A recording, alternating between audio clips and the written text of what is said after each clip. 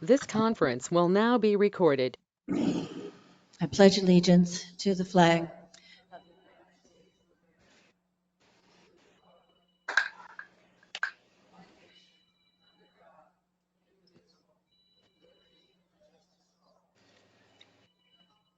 Thank you. Reminder to everybody to turn off their phones. I didn't bring mine with me today, so that's helpful. If your phone goes off during the meeting, then your application for the board position will be submitted in January. So officially call this to order. Darlene, can I get you to do roll call, please? I'm here. Barbara Fugelberg. Roberta Ernest. Here. Marie Beschen. Here. Becca Paulson. Here. Steve Deal. Here. Cindy Evans. Here. Marilyn Sorensen. Here. Thank you. Would you read the homeowner statement, please, Darlene? In-person speaker may speak for no more than 2 minutes. If attending virtually, please mute your audio. Please use the chat option for your questions. Comments should be addressed to concerns of the motion before the board takes formal action on an item under formal discussion on the table.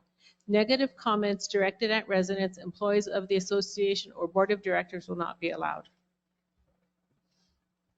Thank you very much. So the first thing on the agenda is the approval of the meeting minutes from October 12th, 2023. Can I get a motion? Can I get it? Second. Roberta, second. Any questions or comments from any member of the board regarding the meeting minutes? Seeing none, any questions or comments from any resident either in the audience or online regarding the minutes? Seeing none.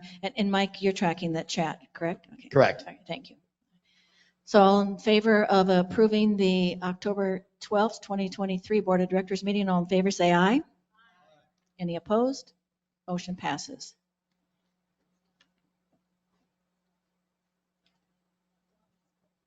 Okay, all right. So the next thing is the a financial update. Darlene, are you prepared to do that in Dawn's absence or? Okay, great. So Becca, would you give us the financial update, please?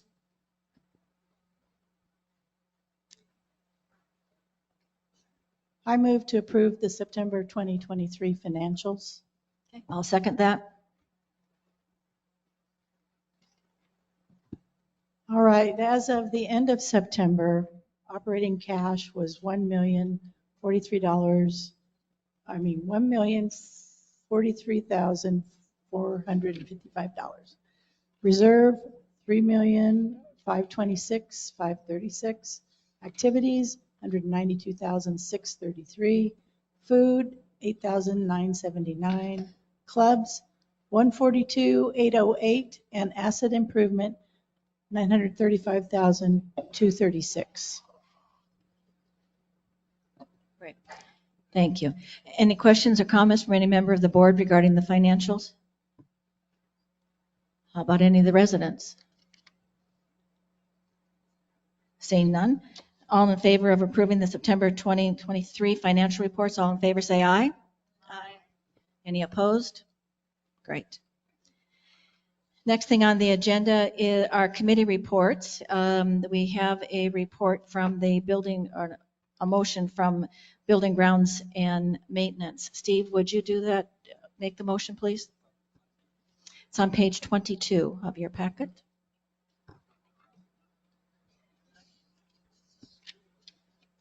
I only know it because I just wrote down the number. I move to approve the sawmill request to extend the existing shed at the sawmill, the storage shed, in the amount of $3,100. I'll second. Is there anyone available to discuss this? We have the printout in our packet regarding it. Steve, can you speak to that? Okay. Oh, and who is this young man? I've been the project leader on this particular project. Name and lot number. Oh, I'm please. sorry. Bill Powell, lot 440. It's a double project. One is it needs new siding and roof because it's 20 plus years old. We don't even know the origin of the shed. It was moved there at some time from somebody's lot. But as long as we're going to re-side and re-roof it, we want to extend the 6 feet to one side. That's going to allow us to dry logs. And one of the things the mill does is whenever the trees are taken down in the area, we go over, we salvage some of the tree butts and logs. We cure them, we seal the ends, cure them, and dry them out for bowls and things like that. We sell that material back to our members at a reasonable price, but actually even slightly inflated price. And then all the proceeds from that goes back into buying more shop materials and tools. So anyways, it's got multiple holes from hail through it. The roof is totally shot. And like I say, we're going to expand while we can. The shop will be putting in 2 skylights. So we do not need any electricity to it, and also a wind turbine for ventilation to pull the moisture out from the log. So we're not going to add any electricity to this hall. So anyways, that would be what we do. And Bill, the work is being done by your club members? Club members will do all the labor with the exception of pouring the cement slab. Any questions or comments from any board member regarding this request? Yeah, so I just want to reconfirm and clarify, this is actually an extension of a shed, so it's not an additional building. Correct. Okay, so then the other question I have is I noticed that you have $825, which would be the cost of the Sawmill Club, and approximately $3,100 for Happy Trails, which you equated out to 21%. Is there any reason that you can come up with as to why you would not increase that to 50% contribution? None whatsoever. If that's your requirement for all clubs, we'll do that. I would suggest that that may or may not be salaried at this point in time, because the communities such as ours for clubs typically are responsible for the infrastructure, the building, the heating, the lighting, the flooring, and that kind of stuff. And I see this as infrastructure versus equipment. Equipment, that'd be a shared expense. So that's why I don't feel that a 50% requirement is needed at this time. If you added the cost of labor, anyone's labor, you could probably come up with more cost than they're asking for just for materials. Okay, I agree, Steve. The labor cost will bring probably their contribution to 60 or 70%. Okay, that's a fair analysis. I lean back to, and I think it's a shed, so I think it's different than a building. Hello. I think back to the pickleball club that added, having the same problem. The pickleball club that added the additional shed year and a half, 2 years ago. Now they purchased the shed, they put the shed together, so that was their labor, and they paid for all of that, which I realize is not at the cost of this. And all they had to do was request permission for putting the shed on the common property. So that's all I'm thinking is, how are we managing some semblance of, continuity? Thank you. That, I wanted to go say ahead. the same thing. I agree that what you're offering is reasonable, especially since you're providing the labor. But I do think we as a board need to look at equity between the clubs and their contributions. Thank you so much. Let me also mention that the doors on the shed are the standard doors we see on so many double door sheds. We rebuilt those at club expense this summer. They've been totally rebuilt.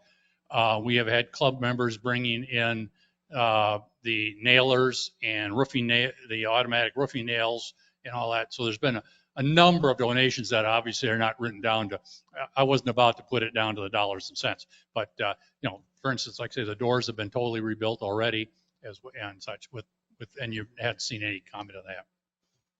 Any other questions, comments from any board member? Anything from the residents, either in person or online? We have a chat that says, how do you compare the revenue from pickleball generates with the other clubs? Well, there is that. There's the whole issue of that still is TBD. And I don't think it's fair at this point, without as we're looking at clubs and equity, that we even discuss their revenue. I mean, every club has an opportunity to earn money, a fundraiser or something, and clubs are different sizes. So I don't really think that that's a good question or applicable question at this point. The one thing that we've talked briefly about regarding the clubs is the contribution that all clubs make to the community. And as you're talking, Bill, you've talked about many of the things that the Sawmill has done for the community that's been invisible to a lot of people and hasn't had a dollar amount attached to it. So there's that. Okay. So if you have a question, comment, please come to the front and Bill will give you the mic. Jody Ellis, lot 745. I just want to say I do remember back when Sal was alive, a member of the Sawmill and the Pickleball Club. The Sawmill helped build the pickleball shed. Well, helped build the pickleball shed that is sitting over there.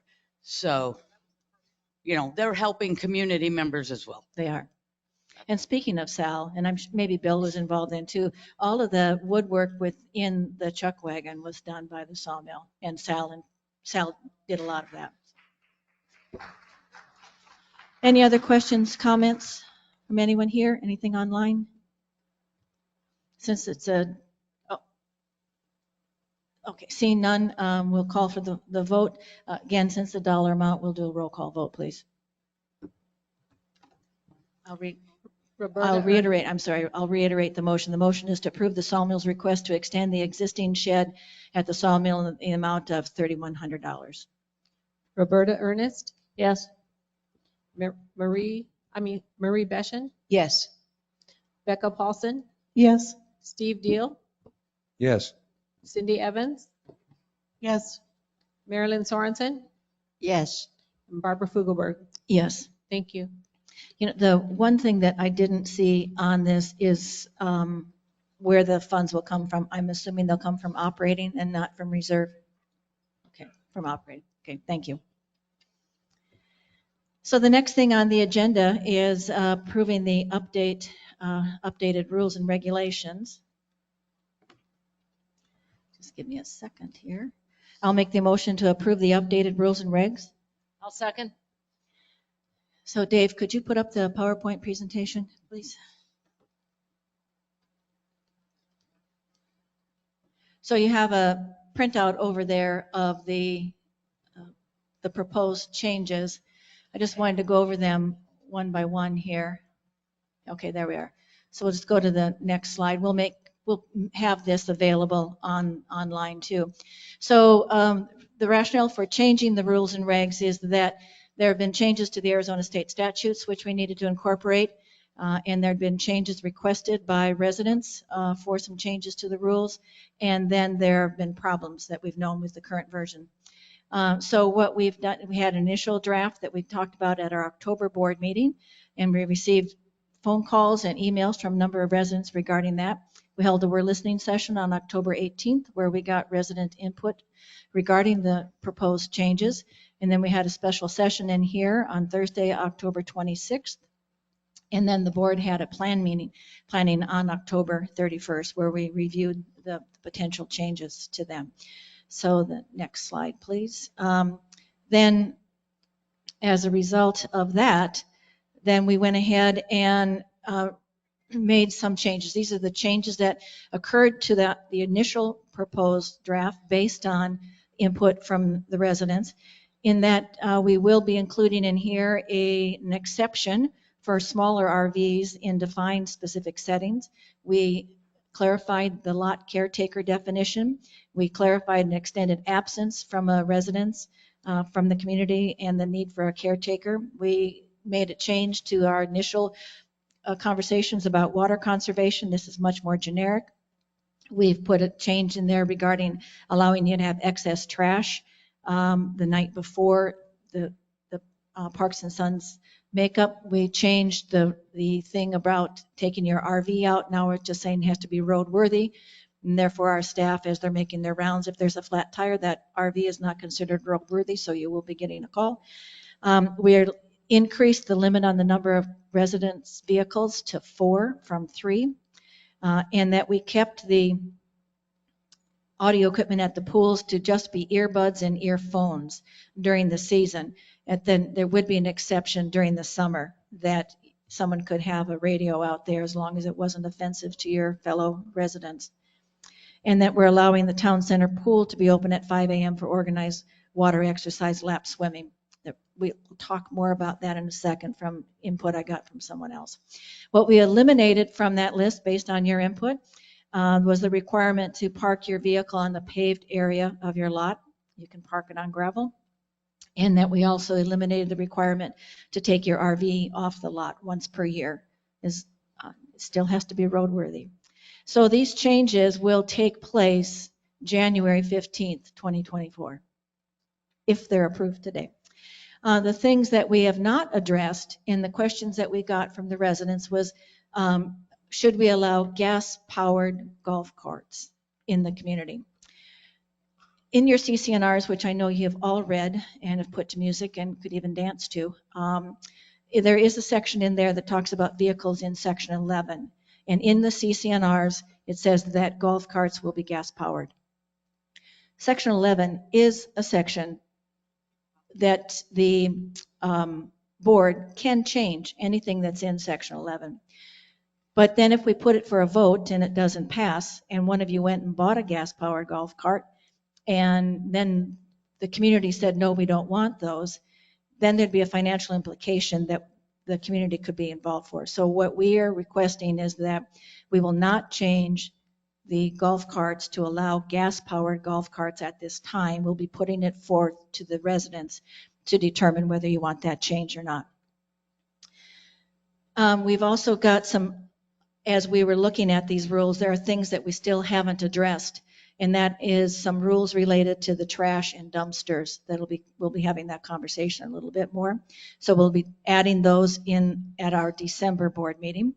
There currently a rule regarding private parking on someone else's lot. It's a current practice. It's not in there. We need to add that. We need to add things regarding advertising your rental property here to differentiate from City of Surprise. And then we also need to add things regarding fair housing. So all of those things will be coming up at the December board meeting, and we'll look to review those. So the next one is just, these are some of the specific changes. Minor change regarding definition of a guest. It is a non-resident who stays overnight with a resident or their additional property owned by that resident for which the resident does not receive compensation. And that's to help differentiate it for the City of Surprise ordinance that says if you're renting your property less than 30 days, those people are getting compensation. But for those of you that don't get compensation because it's your kids coming to visit, that's why that definition changed. Under 1.4.b, this is the one regarding the RVs, we left it that a recreational vehicle must be at least 24 feet, but no more than 45 feet. We've made the exception that a self-contained recreational vehicle no less than 18 feet may occupy an RV port on a lot with a habitable structure after a formal application has been submitted and the length and type of vehicle has been verified in writing by management. This exception does not apply to lots in the ranch where the RV must be a Class A with a minimum length of 28 feet. So I'm going to pause right there. Any questions, comments from any member of the board or any residents about that exception?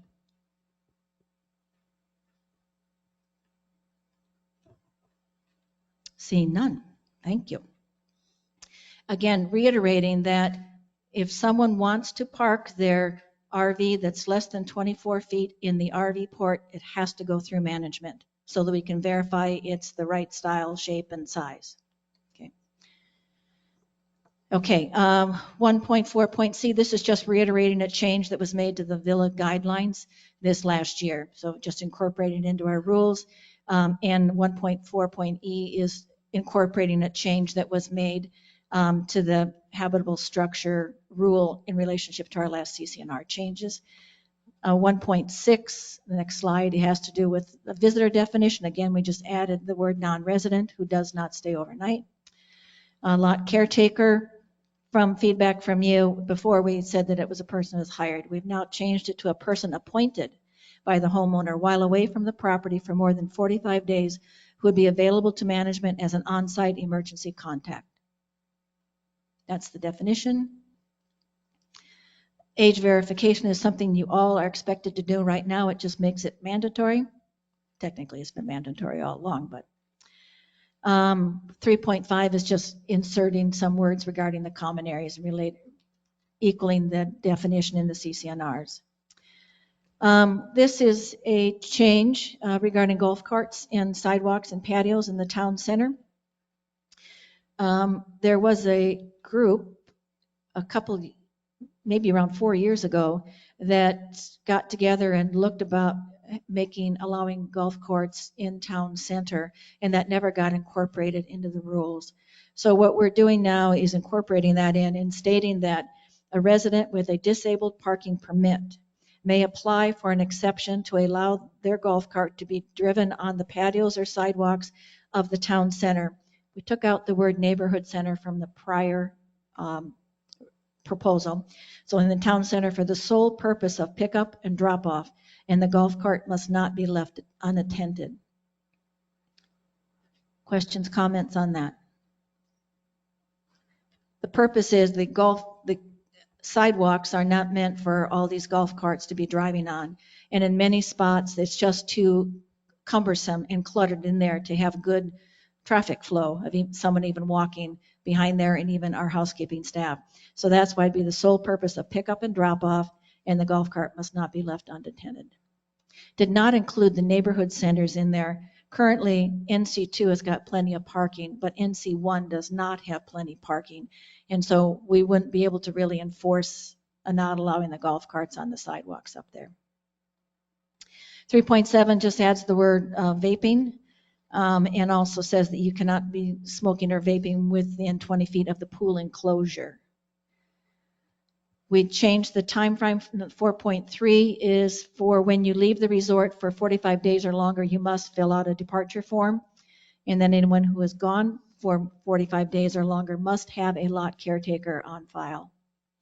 And again, that lot caretaker does not have to be someone you hire. It just needs someone that Mike can call when water is coming out of your roof. The 4.4 is just change in definition. You know, we used to be USPS, but that changed about 6 years ago. It's just to change that it's that.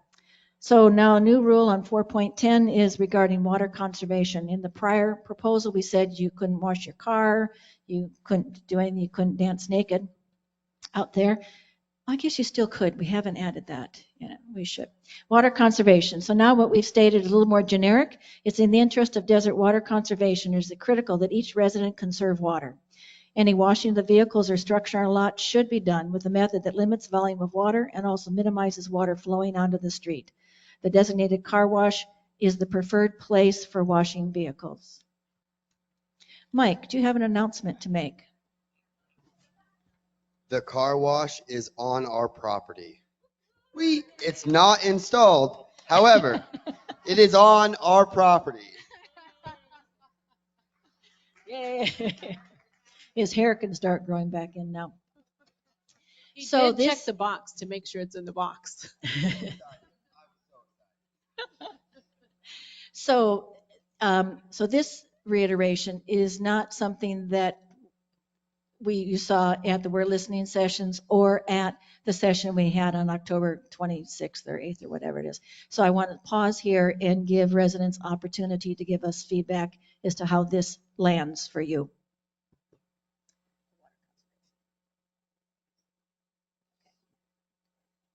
Dave, could you back up one? There. Anything in the chat? No. Okay.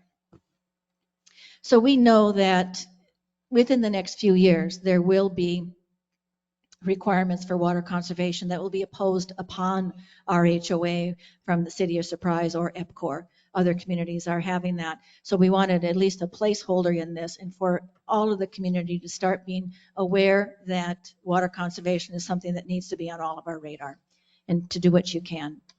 The next one, 4.11, talks about estate sales. This is a new rule. There have not been any changes to this since the proposed. Regarding excess trash, for those lots, the only change to this was that we've said for those lots with in-ground trash containers, one additional securely closed bag of household waste, bundle of cardboard, or securely bundled landscaping debris may be placed beside the in-ground container after 9 p.m. the night before the scheduled trash pickup. There is an exception.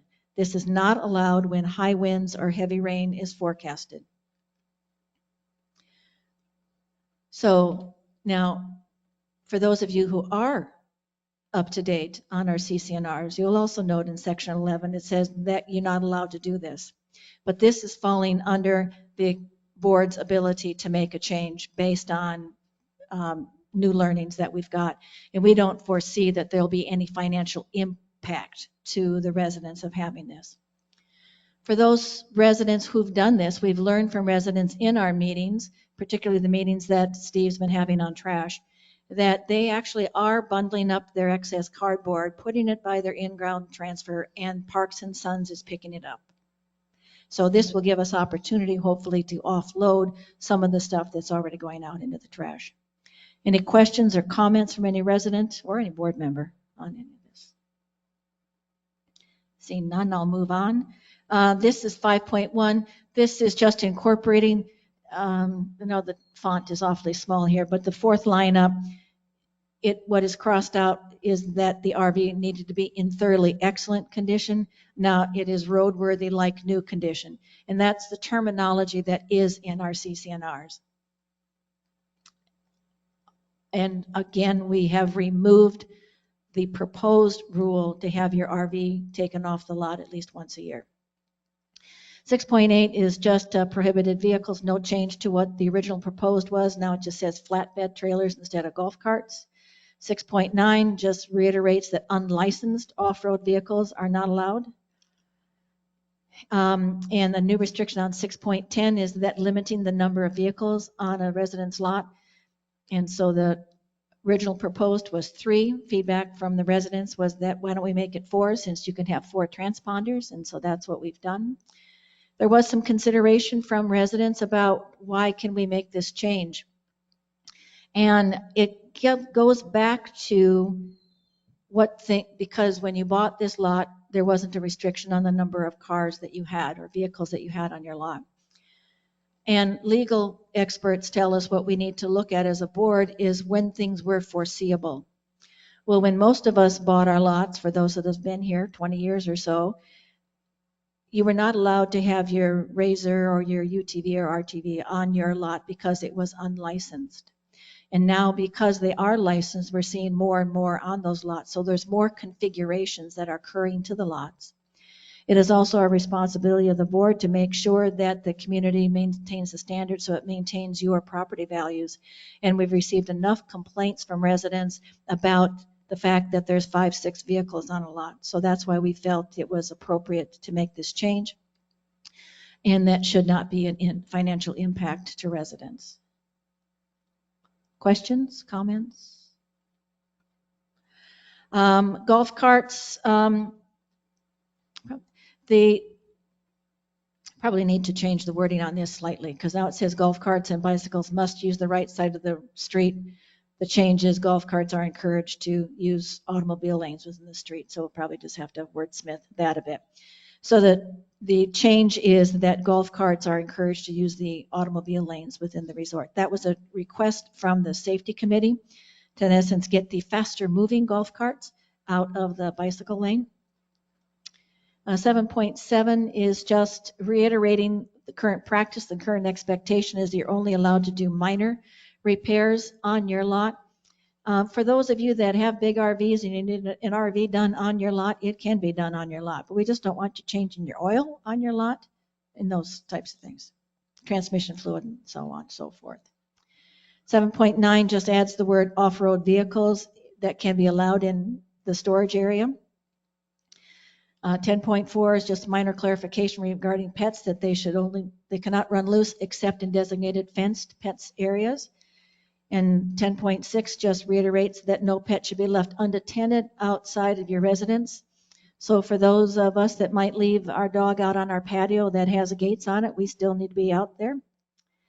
10.8 incorporates the changes that the DRC committee made a few years back regarding allowing pet pens, pet enclosures on someone's lot. 11.2, this is one where do you want to open it up for discussion. The first part, the pool and spa hours, is not a change to the rules. The rules have always been that during the season, during the off season, it is open between 6 a.m. and 10 p.m. And it was always then open between 7 a.m. and 10 p.m. during the season, as right now. That has always been in writing, but it hasn't been in the CCNR. So that portion of this is just to incorporate current practice.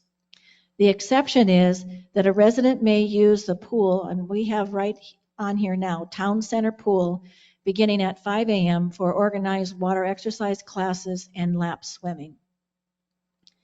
So then we've gotten feedback from a couple of residents since then, was why are you not including NC2, NC1, or the villas?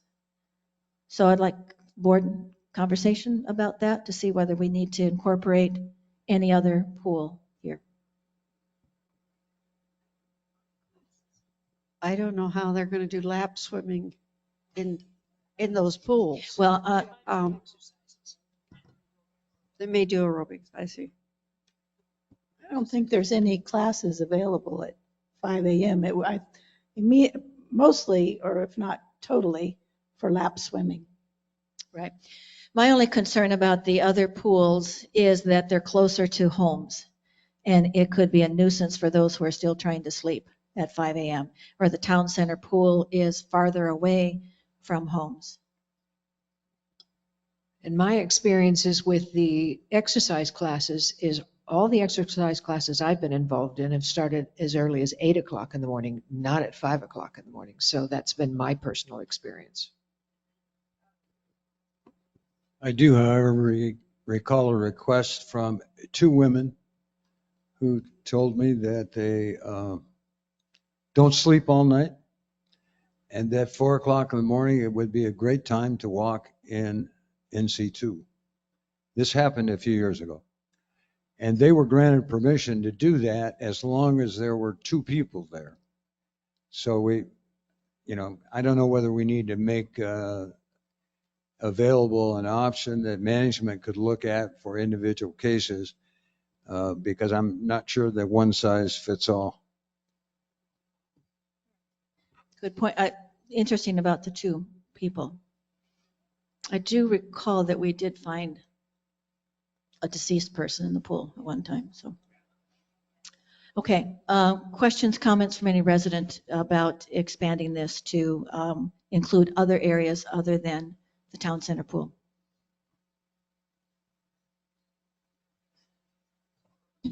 Laura Couture, lot 711. I'm one of the people who have written to you.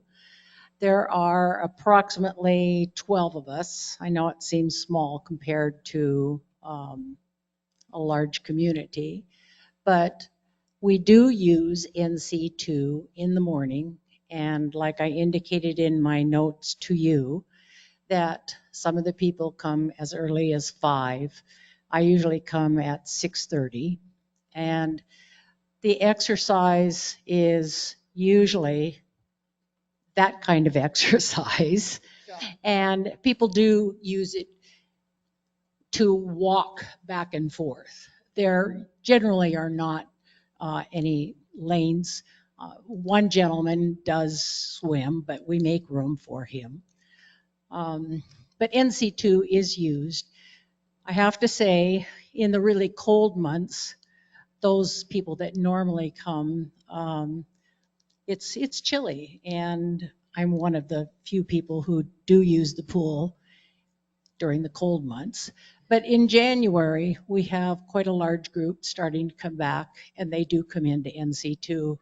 So I'd like you to consider NC2 as an exception. Thank you. So, Laura, what you're saying is that there's not the music like we hear with the organized aerobic music. It's just No, we you don't ladies do, chatting. we don't have the tapes that the other gals have in the main pool. Okay. I do exercises that I've learned at the YMCA, so that's without music. If this said something to the effect that for any pool, they may use it at 5 a.m. without music or something to that effect. That would be really nice. I think it would still need to have, you've got the noise issue and you've also got safety issues. Because you don't really want one person up there at 5 o'clock. Nobody else is going to necessarily be there to help them. So that concerns me a bit.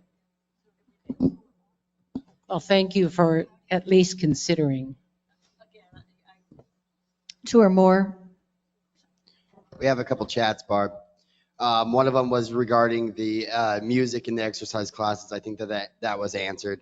A statement, all 4 pools should be open at 5 a.m. in order to exercise. Not all people do their water aerobics within a class structure.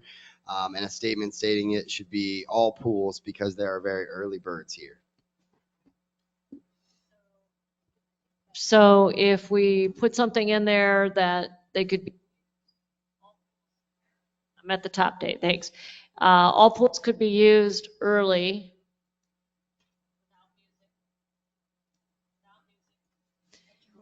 At your own risk, obviously. We could do that. And of course, we always have the option that if we get a lot of complaints by neighbors or something, I'm not saying that's going to happen, but if there's a lot of chitter chatter or something, then we can always readdress and change it out.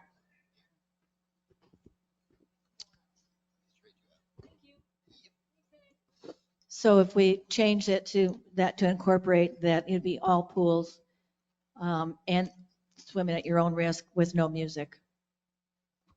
No wild parties. So NC2, I hear, Laura, you're speaking for NC2. You're speaking for NC1. Villas, is anyone from the villas? Probably the same thing. Okay. Will you trust us to reword that as the incorporated? Okay, thank you. All righty. The change 11.10 was just that we would not allow children in any of the neighborhood pools, period, unless it was the town center pool was closed, so even during the summer. 11.11 just incorporates the Maricopa County change regarding diapers in the pool. And the 11.13, enough feedback from the residents said, please keep it that you can only use your headphones or earbuds. But that during the summer, when there are a few of you here, that radios will be allowed as long as the volume does not affect the other residents. Any comments on that? 11.16 is no smoking within 20 feet of the pool or spa area. Apparently, some people smoke in the pool. Don't get that. Under 12.6, this is slightly different from what you'd seen before. Before it was all redlined. That was not the reality. The only, because the stuff that's in black, it was there before. The only change is that all signs on common area property are prohibited. The next one just talks about political signs. This is in conjunction with an Arizona state statute. For some reason, the legislators felt that instead of removing it 3 days after an election, they wanted it up to 15 days after an election. We're going back to 12.6. I'm sorry. All signs on common area, refresh me. What are we looking at when we're talking about that? So I cannot put, if I would be running for the board, I cannot put my sign on the common area. Or if I was advertising a dance, I personally could not put it on the common area property without probably permission from management, like the clubs do and that kind of stuff. But they get prior permission to do that. Okay, because I just want to make sure there is something in state statutes that talks about members that are running for board could stand out there. on their lot, but they can, if they're standing with like a sandwich board or something like that, they could do that in front of the main office. Right, during the election. Okay, just want to make sure. All right, 12.8. This is we've added the next one down, Dave. Association-specific political signs. That would be like if any one of us was running for the board, or if we were wanting you to vote on some CCNR changes, or that I wanted to say that please vote for that, I could put it on my lot, or I could ask another resident to put it on their lot. So association-specific political signs can be placed by a resident on their lot.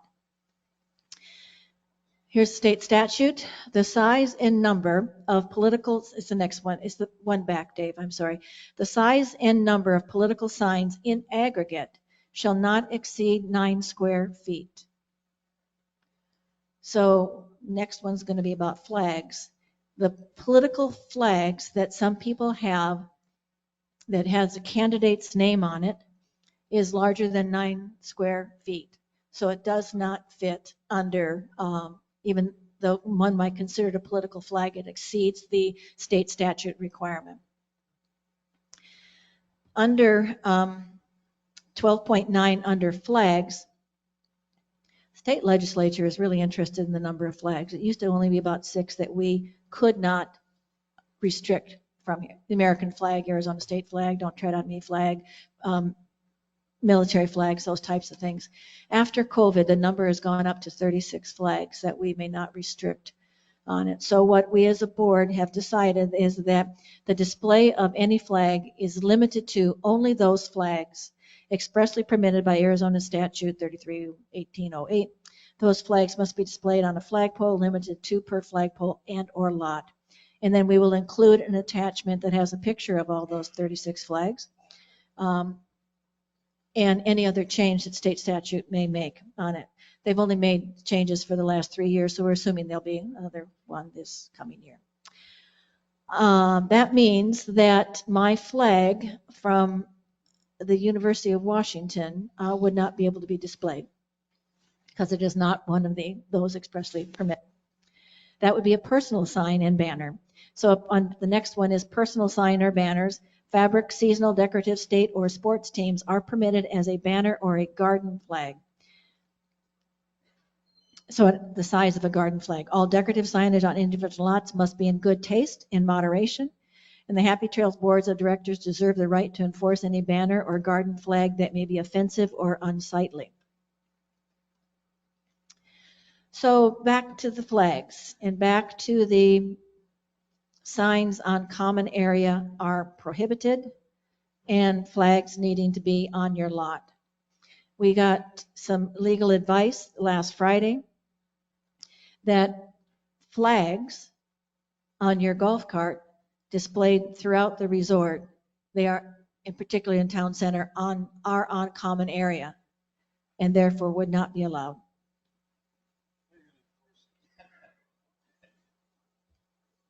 They'll get a call from Mike.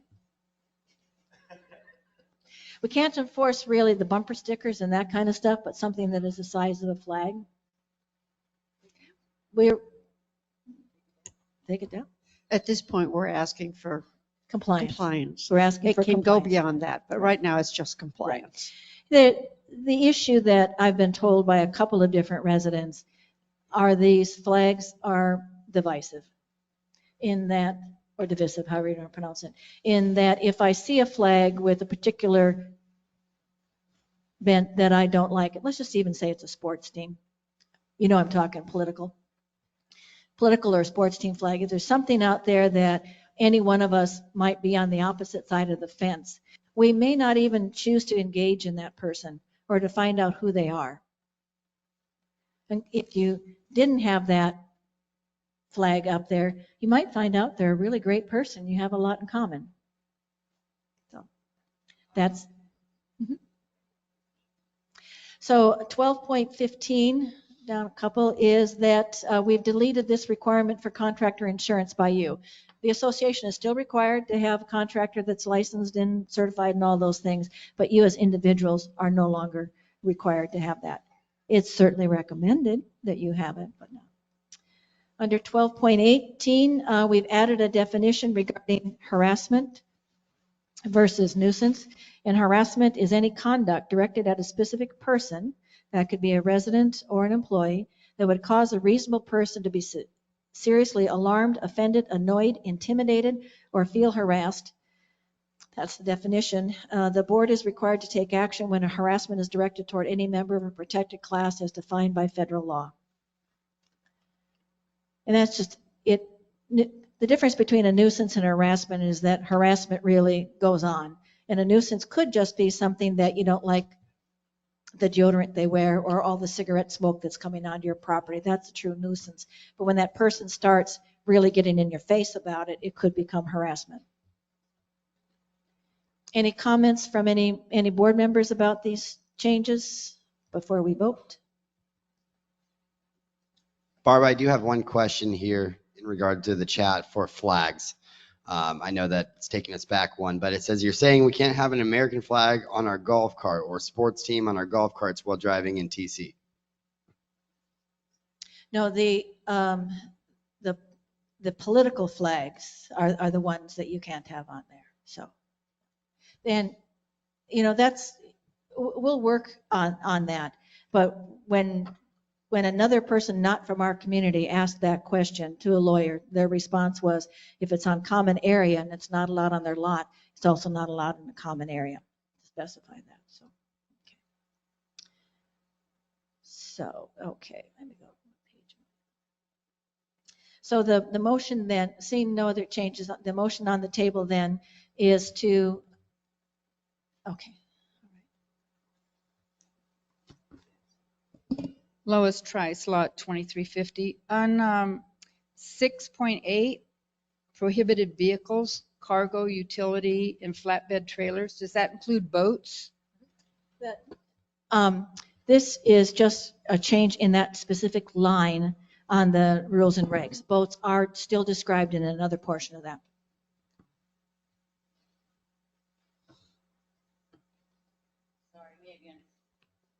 Jody Ellis, 745. I just want a clarification. So you can have a licensed side-by-side on your property, but not a licensed gas golf cart.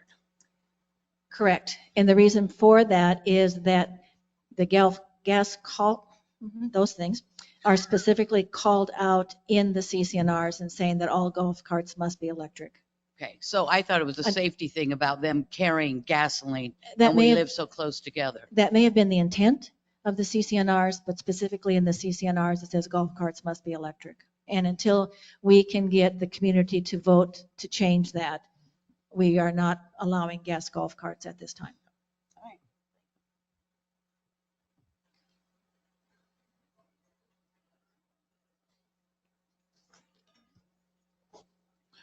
Chuck RV, lot 354. I guess I'm trying to understand the difference between a flag and a banner, because I display a happy face 3x5 flag in front and change it for the season. Is that classified as a banner then, or is it classified as a flag? I mean, do I have to take it down if it's not on the approved state list?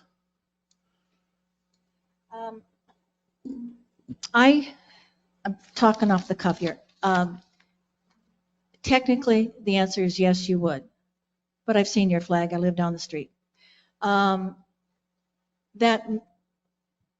it could fall under whether the board, because we have the discretion to determine whether something is offensive. And the flags that are going through my mind as we would not allow are the ones that we get multiple complaints from residents about being offensive. In this case, you could almost call that decor. Okay, all right, thank you. Okay, so I want to clarify. I just want to clarify. So we agree as a board that we're going to follow the Arizona state statutes. So unfortunately, the happy sign flag, I love the flag, I do. but it would not be able to fly because it has to be on the flagpole in order to fly a flag. But you cannot fly it because it's not authorized under the Arizona state statutes, because that's what we're following. So the flag, the happy smiley face flag would have to come down, yeah. In You my, can have it on your lot, but not on that pole. Correct. Does that make sense? You can hang it on the wall. You can hang it on the wall of your shed while you're there, but you can't fly it on the flagpole. in other words, it can't fly in the wind like a flag. Correct. Okay, so I can keep it up until January. January 15th. Okay, all right, thank you. Anything else? Anything else on the chat, Mike? Negative. Okay. So then the motion on the table is to approve the updated rules and regs as stated here with the caveat that we'll make that change to the pools. Okay, all in favor of the approving the updated rules and regs, members of the board say aye. Aye. Any opposed? Motion passes. Okay. So again, as I said earlier, there are some ones that we'll be adding and bringing forward to the December board meeting for approval, but we'll be bringing those up at the We're Listening sessions and all. Okay. All right. Next, here's a minor little detail. The next is a motion regarding the trash remediation. Steve, would you make the motion, please? I move to approve the ad hoc committee's recommendation for trash remediation. Can I get a second? Okay. Marilyn seconded. So Steve, can you give us a little background on this? At our last meeting, as everyone that's here recalls, we had a proposal to eliminate trash at the end of Happy Trails Boulevard. That was tabled. I think it was tabled. Okay. So we don't have to take it off the table. And President Vugelberg appointed an ad hoc committee, and then that was advertised via all of the means we have. There were 33 respondents. So a ad hoc committee of 33 people was established. That group met at least 5 times and had a couple of communication via email as well.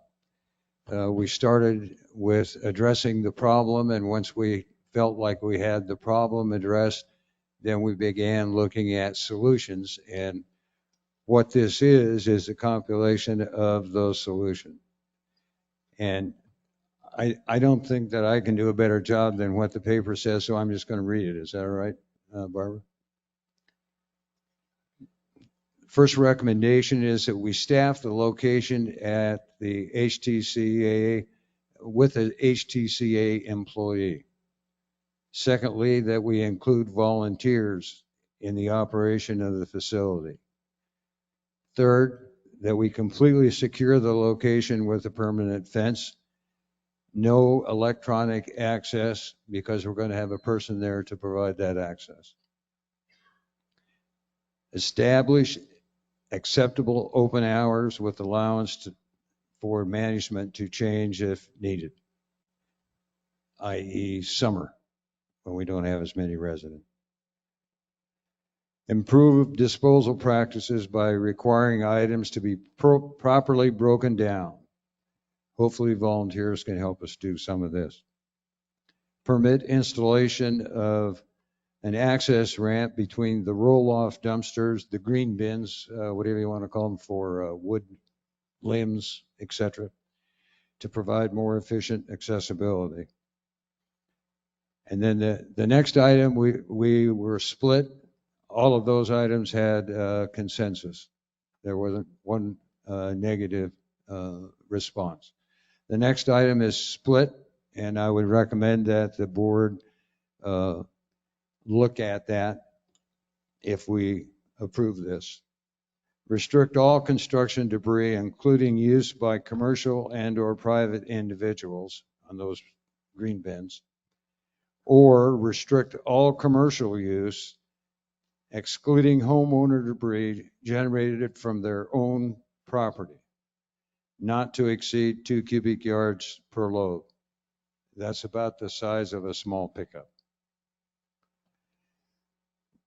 The rest of these all received consensus.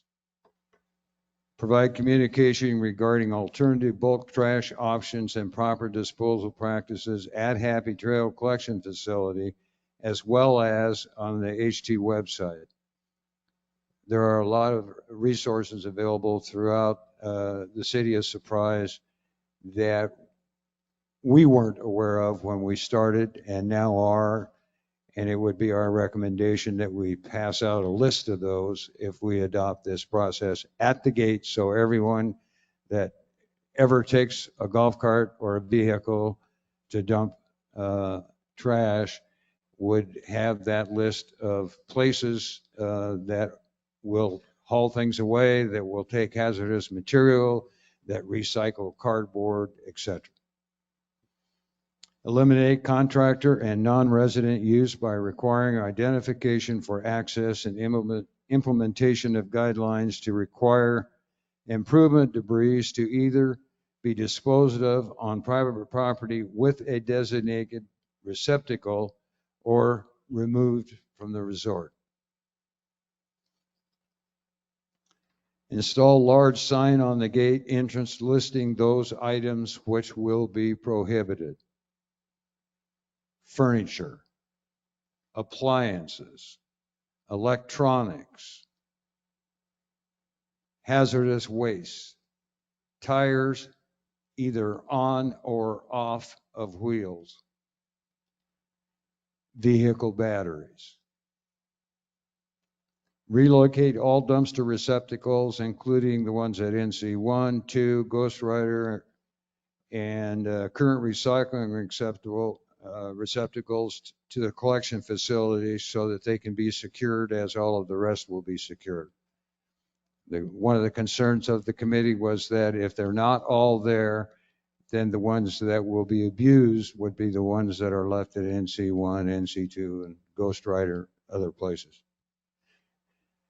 Secure the villas and chuck wagon dumpsters with locks or limiting devices, and they'll be replaced. Those other ones that will be taken out will be replaced with trash cans at those needed locations, and HT Happy Trails employees will shuttle that and dispose of it in the proper receptacles at the facility. Steve, can I just stop you just there briefly? And so what you mean from that is that, say, NC1 will no longer have the dumpsters right outside of it. So for those people who've reserved that room for a party and are getting rid of all their trash, you will put trash cans there. Yes. And then the Happy Trail staff will empty those. That is correct. And the last item is that by moving those receptacles that are in other places, we would have a minimum of 4 additional dumpsters at the site. So that takes care of part of the need that we obviously have because the cardboard recycler went out of business, and we'll take care of part of the overflow that is now going into trash cans. I would like to tell the board that 32 people that was a considerable amount of folks to work with, and I don't mean that in a bad way. The more eyes and ears that you have looking at a problem, the more chance that you're actually going to address the problem and resolve it. So I would personally like to thank all of those people who volunteered and showed up on a regular basis. I think we even had people that found a substitute because they had a doctor's appointment.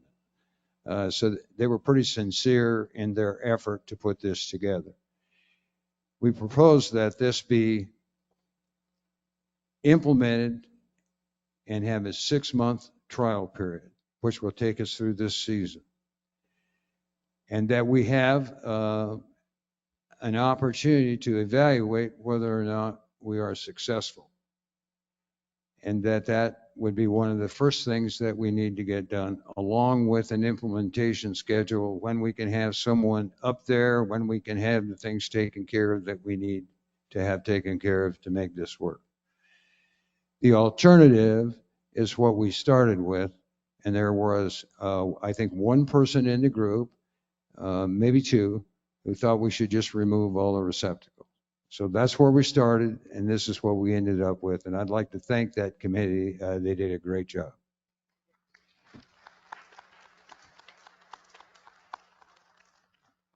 And so, I mean, many times when we have little committees, we only limit it to 5. Steve and I had that conversation when we saw the interest in it. And so the good news is, by having that large group, it truly was the voice of the community. The concern still is, how are we going to change behavior? And that's what we'll be measuring down the line. I do want to reiterate that as we all collectively come up with an evaluation plan, that we really take into consideration the couple of things that brought this to the attention. Just the amount of junk that has been out there, and the amount of rework that's been occurring by the Happy Trail staff in order to get it to the point where Parks and Sons can take it. And particularly for those people who do live in Section 8, who feel that they're living next to a dump versus just a trash receptacle. That what you're talking about here, by having it closely monitored, and then as the bins fill up, the bins will be closed and the place will be locked. Hopefully, their concerns about living next to a dump will be minimized by the fact that it's not going to smell and be overpowering.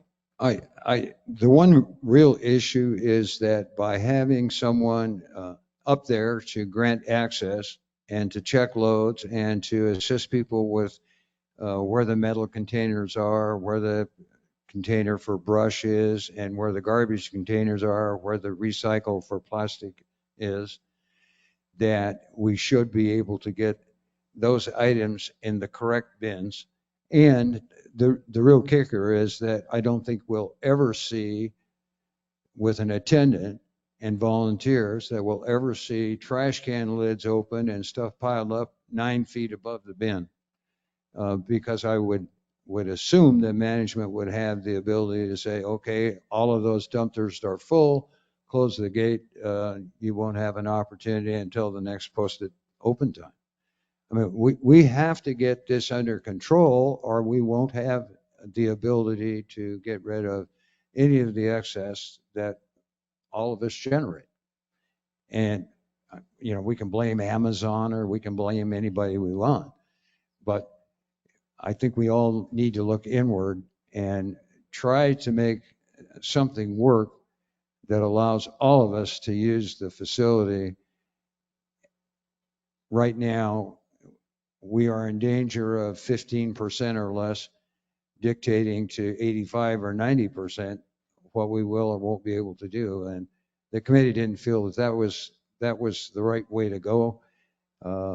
And some people on that committee had to do some soul searching about what would work. So is it perfect? Probably not. But as long as we can be open-minded and adapt as we go through the process, I think it will work. I'll just make a comment before we open it up for the other board members for questions, and also then for the audience. When we look at these things, we always have to stop as a board when we make a change, was what's something foreseeable. And when this community was built with all the trees that were around, it's foreseeable that people are going to need to trim those trees and have a means of getting rid of those excess trimmings. So including the ability for the residents to have the ability to get rid of their green waste, I think is something that's foreseeable and we should include. I think that for most of us who've been here a while, it was never foreseeable that there'd be the amount of remodeling occurring, that then the other residents felt that it was okay for the 2001 lots to cover the cost of them getting rid of their remodeling projects. That to me was not foreseeable, and was never expected to be covered. And so what I see you doing in here is you're addressing both of those issues per se. So Steve and I have already talked about some of the things that I think would need to be included in this, like the implementation plan and evaluation plan. And that is part of the implementation. We look at how we can make this budget neutral by saving. It's going to cost us something by having an employee there, but are we going to create some savings, which I think you believe that we would be able to do that. I would anticipate that the tonnage will go down simply because folks will utilize the can that they have in front of their house, number one. Number two, we'll have no 8-foot couches in the top of the dumpsters, no mattresses in the top of the dumpsters, and those other things that we've all observed. But they won't be allowed to get beyond the gate. So I think our tonnage will go down. And that would be a savings because we pay by the pound and trip. Also, I think we can reduce trips by making sure that all boxes are broken down, because in a great many instances, what fills the bins is the bulk of the boxes not being broken down. And they, if they come at the beginning of the cycle when the dumpster is empty and you put 12 or 13 boxes that haven't broken down, you know, that limits what can go in before the thing is filled. So I think we'll also be able to reduce some trips as well. Thanks. So I'll open it up to the board members for questions about the proposal. Thanks, Steve. And it is hurting cats, but I listened to a couple of them, and thanks for doing that. I do have several questions, but I will take care of one right now and then allow the other board members to ask anything. You just stated it. If we are in the process of reducing the bulk trash that's going in there and ensuring that people are breaking down their boxes, then I have an absolute problem with adding additional dumpsters to the mix and taking NC1, NC2, and Ghost Rider dumpsters to put over there. As far as I'm concerned, those 3 need to be removed off the property completely. No addition of 6 additional dumpsters. We stay with what's back there, because based on your logic, that if we are breaking the boxes down and we are getting rid of the bulk trash in another means and not allowing it back there, then we should have plenty of dumpsters there at a 3 times a week dump to accommodate just trash bags. I'm going to add one more thing. I said I would let everybody, but I don't think anybody else has thought of this one. One thing we have to consider, I know you talked about the ramp, and I understand we did get a ramp for free. That's great. The problem with the 30-yard is that they bring an empty 30-yard and they move it in there, and then they pull out the full. So who's going to move that ramp? They don't have to unload that way. That was established, I think, at our very first meeting with Parkinson was also there, and that loaded one can be pulled out and an empty put right back in, and then put the loaded one on the truck. Great. Becca, do you have some? I have, excuse me, I have a couple questions. Did you discuss like actual hours it would be open? What would be feasible? I think we talked both about hours and days. And the hours were, and correct me, I see 2 members shaking their head down there that were a part of that committee. So I think it was 4 hours a day that we felt like we could control 4 hours a day, and that we have it open at least 5 days a week. Okay. Just I'll reiterate on that's going to be like talking to Darlene and Mike about implementation, because currently many of the maintenance people don't work weekends and may have been hired with the understanding that they didn't work weekends. So yeah, I understand that. I'm just curious on their conversation at this point. I know we have got to go through a whole implementation plan. But speaking as the treasurer of this organization, I want to reiterate that this program, while it sounds very doable, very viable, has to be revenue neutral. Our budget is set. we don't have additional money to put toward an employee, even with volunteers. So I'm not saying, no, we shouldn't do this. I'm just saying we must be vigilant in keeping it revenue neutral. I'd like to ask Becca, does that mean for this year or needs to be revenue neutral in perpetuity? I would hope that it would be revenue neutral going forward, but if it works, if everybody's happy and it's working well, we can always put something in the budget for next year. Okay, thank I you. would rather not have to do that. But this year, absolutely, it has to be revenue neutral. Yeah.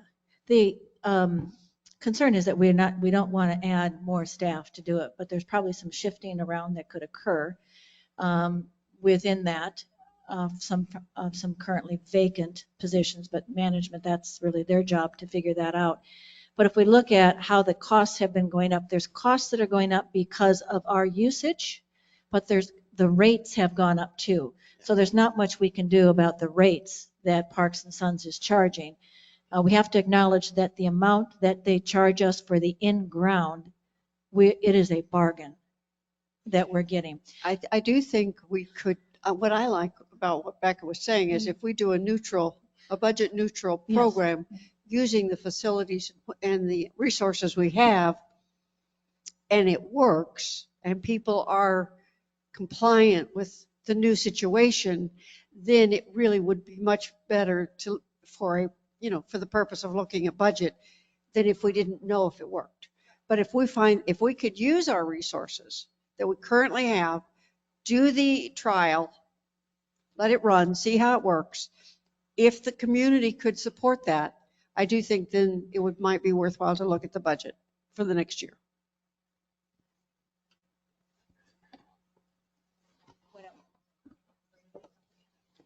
Yeah.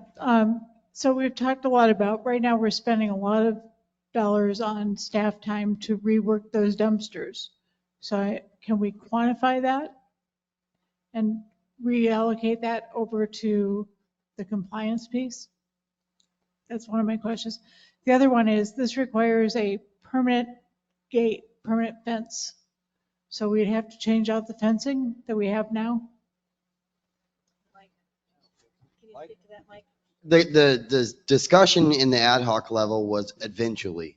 If this was successful, then eventually. The initial discussion was to utilize what we have, secure that location, see how it goes. If it's successful, look at a permanent fence. So in conjunction with that, then that means if you're going to secure the location, that means you're going to have to lock that dog gate back there, that gate that people use to go. I don't know why we would have to lock it, but it would only be available when the attendant and the front gate is open. Well, I think that there's Those an people, option that, and that's not our property back there.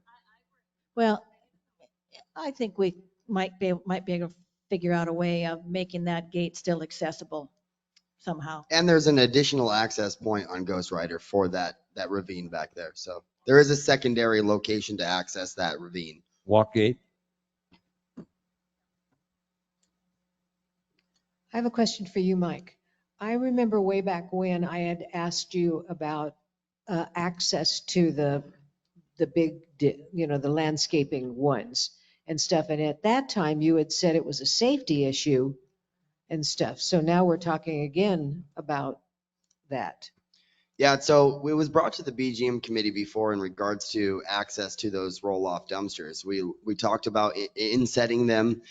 We talked about providing ramps around them. And the discussion from the ad hoc committee level was to utilize a ramp that was placed in between the two dumpsters so that you had some security from that and had railing all the way around both sides of the actual ramp itself. Ramp, landing, two dumpsters on each side. So the ad hoc committee in discussion felt that that was going to be the most secure way in order for this to happen. Of course, there was discussion at that point in time about even leaving the back of those roll-off dumpsters open. And the concern is if you put something in there, well, sure, while it's empty, no big deal. But once it starts filling up, is it just as much of a hazard trying to get somebody to crawl in the back of a dumpster as it is to walk up a ramp and try to dispose to something?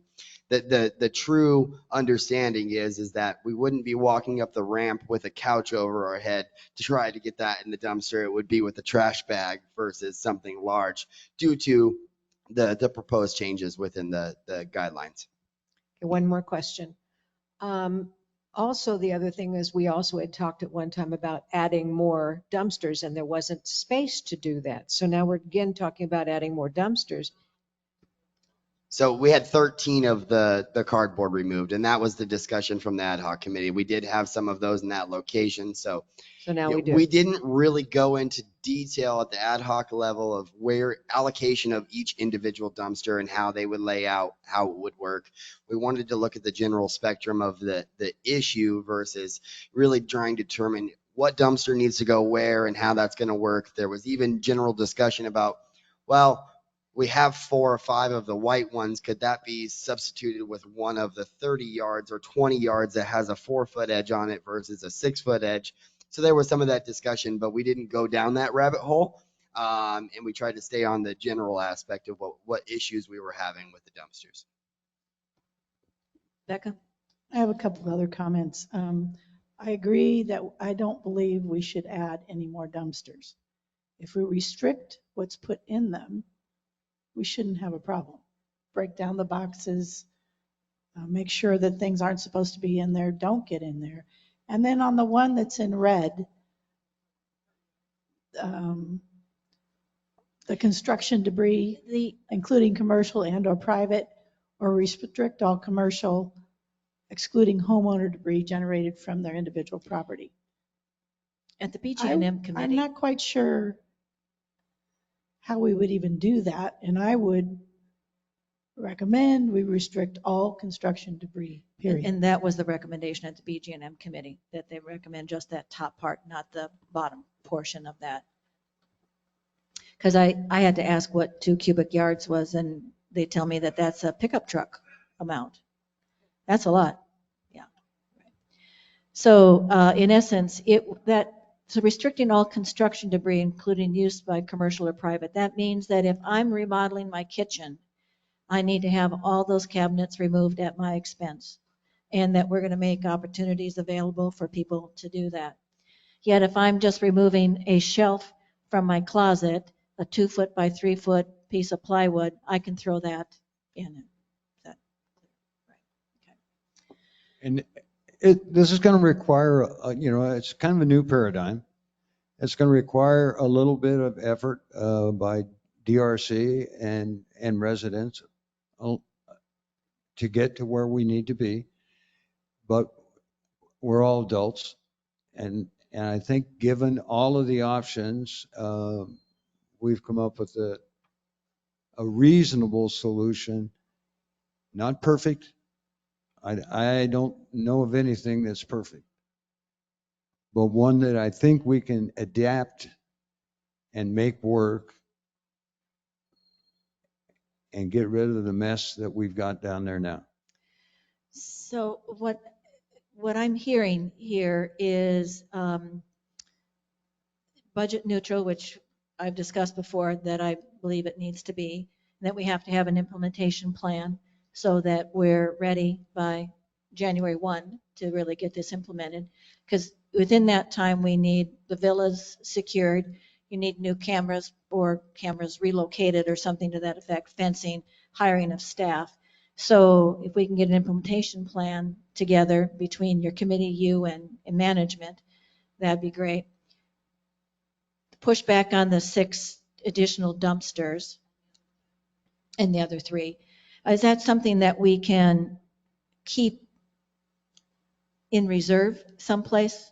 So in the event 1 might be needed and not be obtrusive? My concern is taking all of those, particularly for the people that live in Section 8. They're already having an issue with it, and we're adding more there. It's going to make it worse. So eliminating those. Yeah, so I'm not sure where you're going with that. I guess my theory is the 3 dumpsters, NC1, NC2, and Ghost Rider would be gone. They're gone. take them off property, and then we don't add the additional 6 that's being requested. So the staff location, that'd be staffed by an employee. We'd ask for volunteers to help facilitate that. We'd secure the location, we'd determine acceptable hours, we'd improve disposal practices by requiring items be broken down, we'd permit the installation of a ramp, we'd restrict all construction debris, we'd provide additional communication regarding bulk trash options and so forth. We'd eliminate contractor use and requirement for access to improve debris. We'd install large signs and all.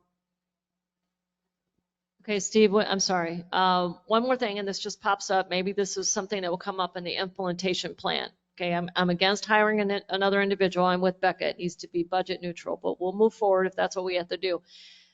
I got it, but that's Rob and Peter to pay Paul. Yeah, but then maintenance is going to need something. So, okay, we get through that. But my point being is that if you're going to have somebody there, in my opinion, they have to be checking IDs, and they got to have a lot number with a picture ID.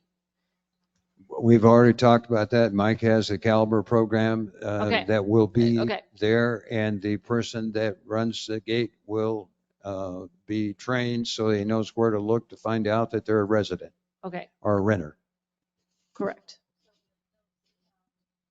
Request to remove the suggestion of adding the dumpsters and the additional dumpsters. We can do that. I For think now. it's important that we give management enough flexibility that if they want to move one of those, they can move it, or if they have to bring one back after they've removed it, that they can do that. We don't want to hamstring them and have it fall apart because we put so many constraints on them they can't make it work. Right. Well, I think what you're hearing is that we don't want, what do we have, 4 or 5 down there now? We don't want 10 down there now. Yeah, okay. So my recommendation would be to not remove any additional trash cans from the community at this time, but not add any additional ones at this time.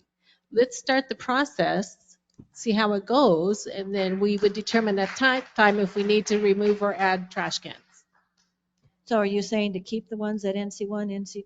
No, remove those. Okay. I'm saying don't remove them off property at this time. God, yes, I agree with that. Yeah. Okay. All right. Any other questions, comments for any board? Let's open it up to the residents. Your thoughts. Name and lot number, please. Virginia Hokanen, 2372. You're suggesting to take away the dumpsters from NC1, NC2, and at the end of Ghost Rider, but the people that have functions at NC1, NC2, you're saying you're going to put their garbage in garbage cans. How are those going to be emptied? Who's going to empty The them? staff. That's in the proposal here. That there Okay, be because additional. I didn't hear that. I'm sorry. We mentioned it. I'm sorry. So that additional trash cans would be put in those locations, and the Happy Trail staff would empty those.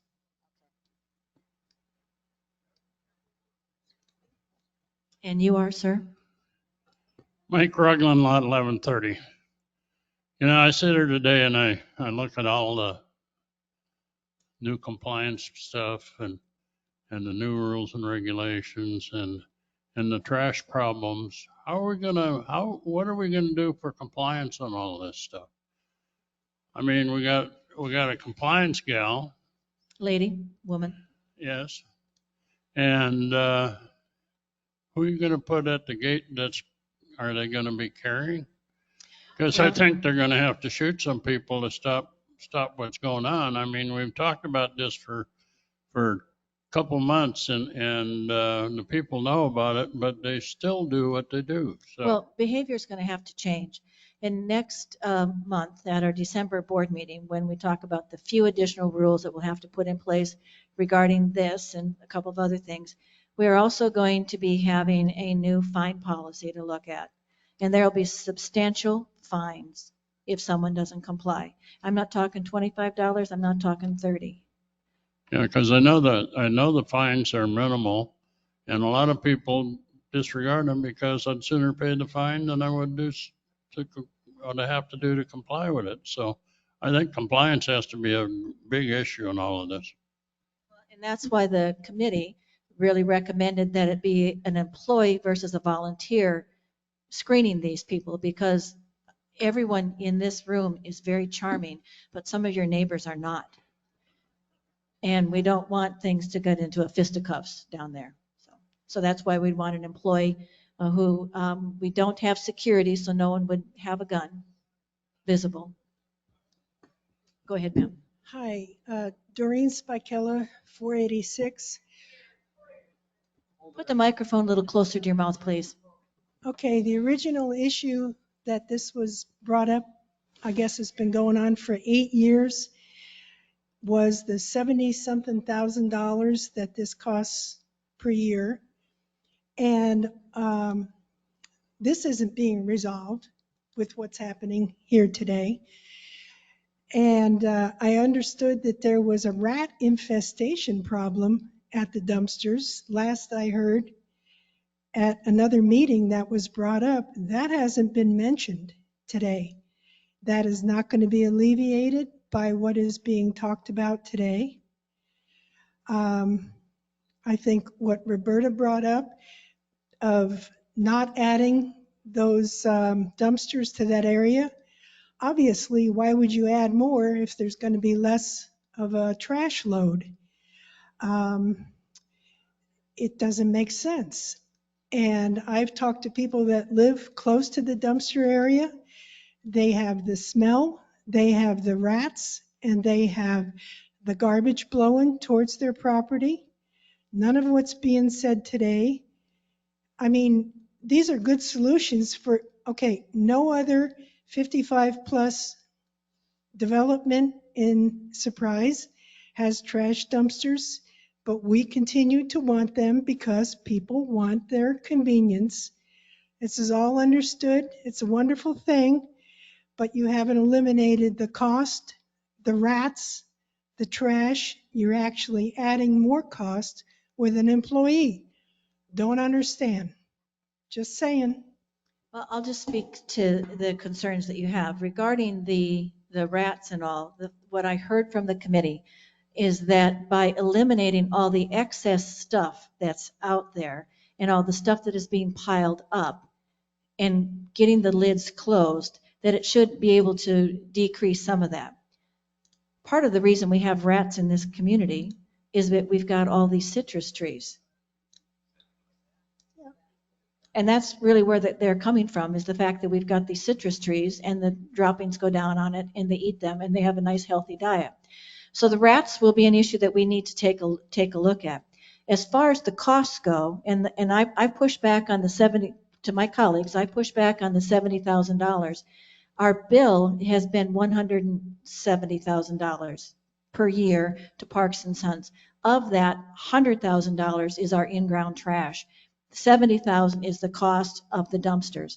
So to eliminate the dumpsters completely would eliminate $70,000.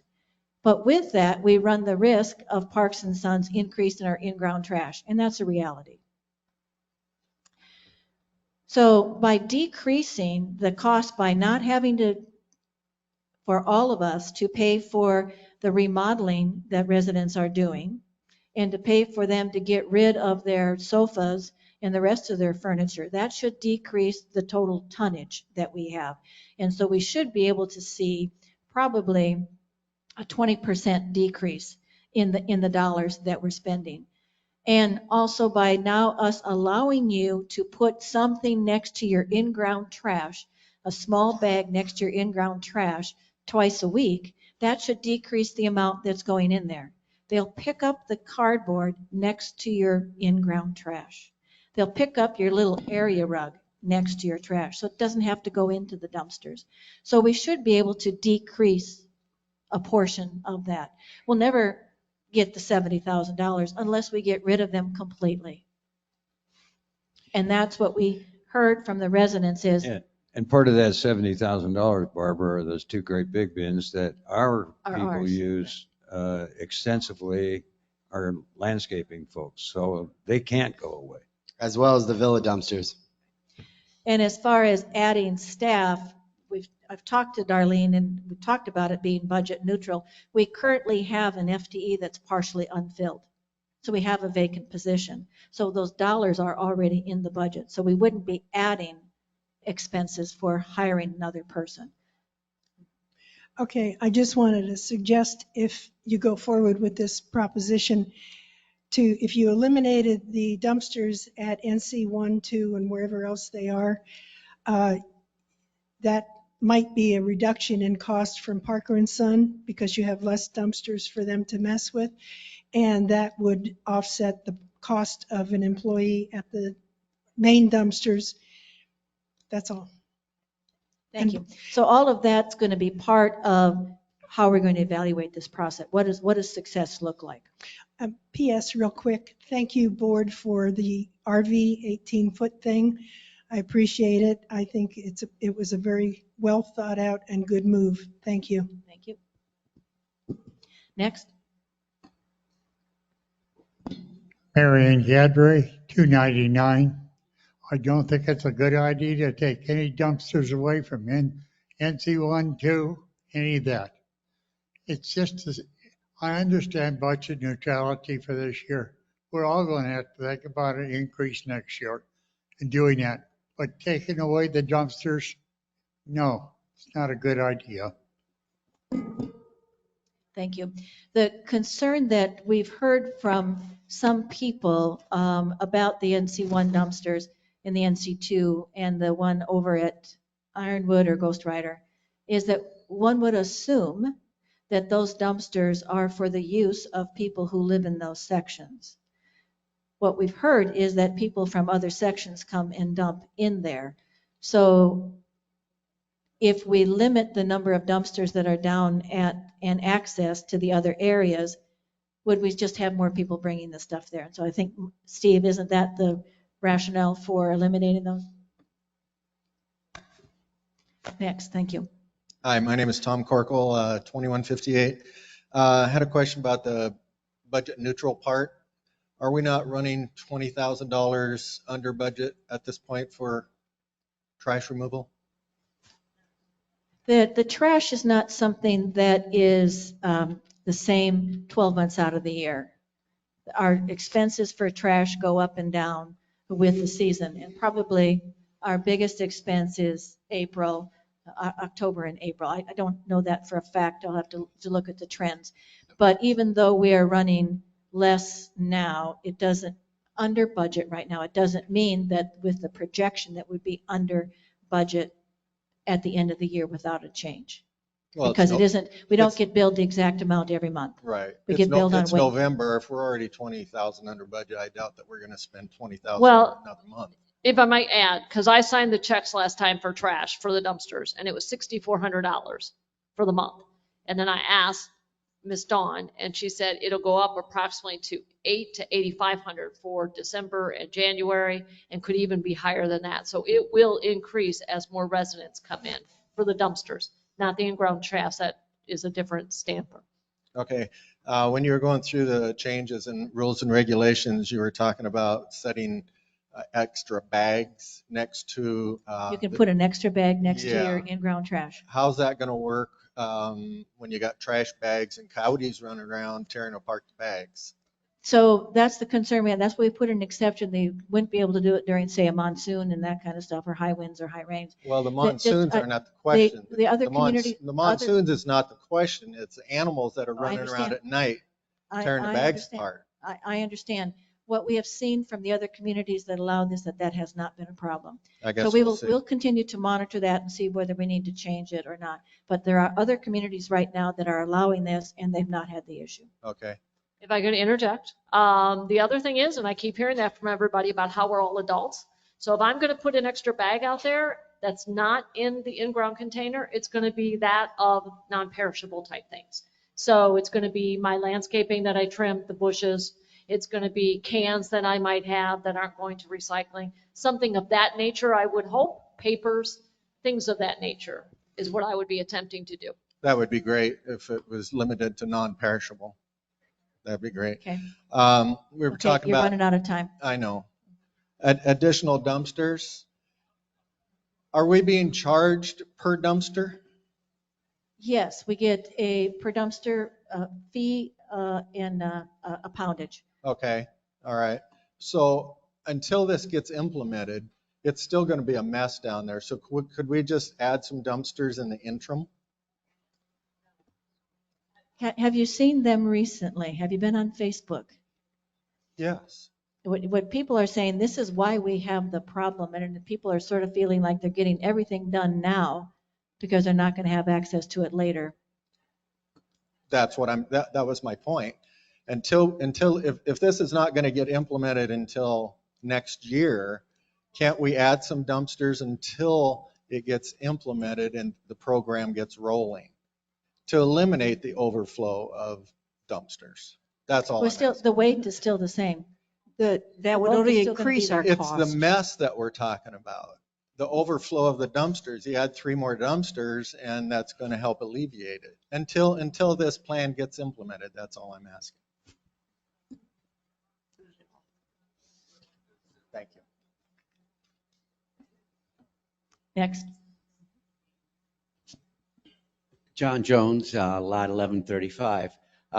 First of all, I'm very impressed at the work that was done on this trash deal because I've noticed it for a long time, and I've seen a lot of people there trying to clean it up, and I've really admired that.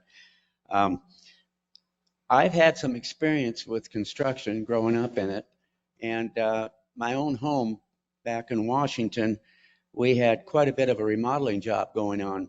And one of the things that was done is when the contractor does remodeling, part of his bid is to have a dumpster or get rid of the trash.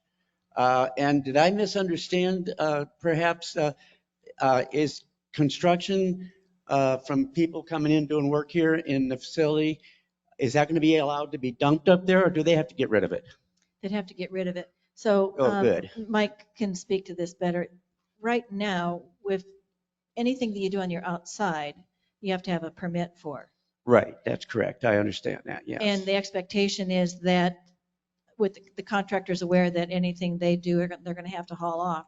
But there's nothing in there that says if you're remodeling the interior, we need to be made aware of it. Mhm. So what we're trying to figure out is how can we make it cost effective for, Yeah, I think, that we create opportunities so that they know they have to have their own dumpster to get rid of that stuff. because I have seen construction materials dumped into those big dumpsters many times, and I've often wondered about that. That's usually part of the cost, and of course, if you have any damage to your home or anything like that, then it's covered by insurance anyhow. So it shouldn't be a necessary thing. But I wanted to thank everybody for that, and the discussion's been very good. Thank you. Thank you. One of the things that in this process, the committee and Steve and Mike have learned about is these services that are available to get rid of your bulk storage for your bulk stuff for a fee that we just need to learn more about and make accessible in information to the residents. Go ahead, sir. Skip Stiles, lot 2348. I am one of the caretakers. And I often hire Juan and his crew to trim trees because I'm not going to climb a ladder anymore. They do it on Saturday. And if you restrict this to 5 days a week, and this is residents' debris, it's going to create a hardship on the residents because they're going to have to give it up. They can't get rid of it. Or they're going to have to increase their prices substantially to take it to a dump. I don't think 5 days a week, Skip, means Monday, Tuesday, Wednesday, Thursday, and Friday. Yeah, that's what I'm presuming. And I don't think it will because we have the dumpsters emptied on Monday, Wednesday, and Friday. The red dumpsters, the greens, are what days? Monday, As needed? Wednesday. It's Monday, Wednesday, and Friday. Okay. So it would make sense that one of those 2 weekend days, a Saturday, probably it would be open because then if you close it the next day, then it's gone on Monday and you have all the dumpsters open again to start the next week and 2 more drops. However, they could bundle the landscaping and put it next to your trash can if they don't have access to this. What If you're, there's sa- a lot, I understand. what you're saying is leaving it on the ground? No, what she's saying is that, let's say that I was just going to go out and trim my oleander bushes. That's not a lot of stuff. I could bundle that and put it next to my in-ground trash, and Parks and Sons will pick it up. But if there's a lot of stuff, then it does need to go into the green replacement. And what Steve has said, we'll be looking at what the right hours and days of the week should be to support a 7-day-a-week function, but maybe only occurring 5 days a week. Okay, and one other thing, as opposed to taking a person from staff, why don't we take a person from patrol to sit at the guard? They have enough to do just within stuff. So I think that'll be up to Darlene and Mike to figure out the right staffing portion of it. There may be, if we keep the total number of hours worked the same as is in the budget, and there are a couple of vacant hours available, and a patrol person wants to pick up some additional hours, maybe that might be feasible, but that's for them to determine, just as long as we're not paying a lot of extra money. Miss Marla. Marla Festinese, 2323. And I am a Section 8 owner. I live probably 100 yards. A little closer. I live about 100 yards. I can take my wheelbarrow and walk down there. One thing nobody said, except for that one lady in gray where I can't find her, the smell. I can't sit on my back porch because of the smell from inside, even though there may not be trash. The smell, there's one down there right now.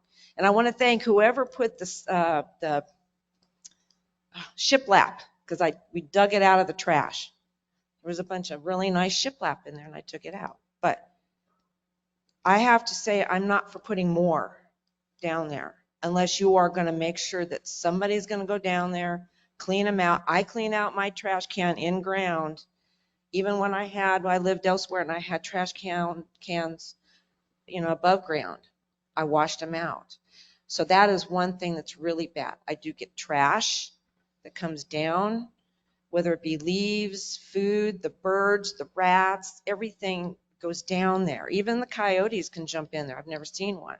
The beds, the showers I found sitting outside, it just, you name it, I have seen it. And I've seen the trucks go by because I'm right across from the sawmill. So I can see the trucks going with all these large things. And it's just, I feel like it's a little bit of a, I don't know. But if you're going to be keeping the trash cans there, I really am going to have to ask if you do something about the smell. Okay. Figured out. Thank you. Beverly.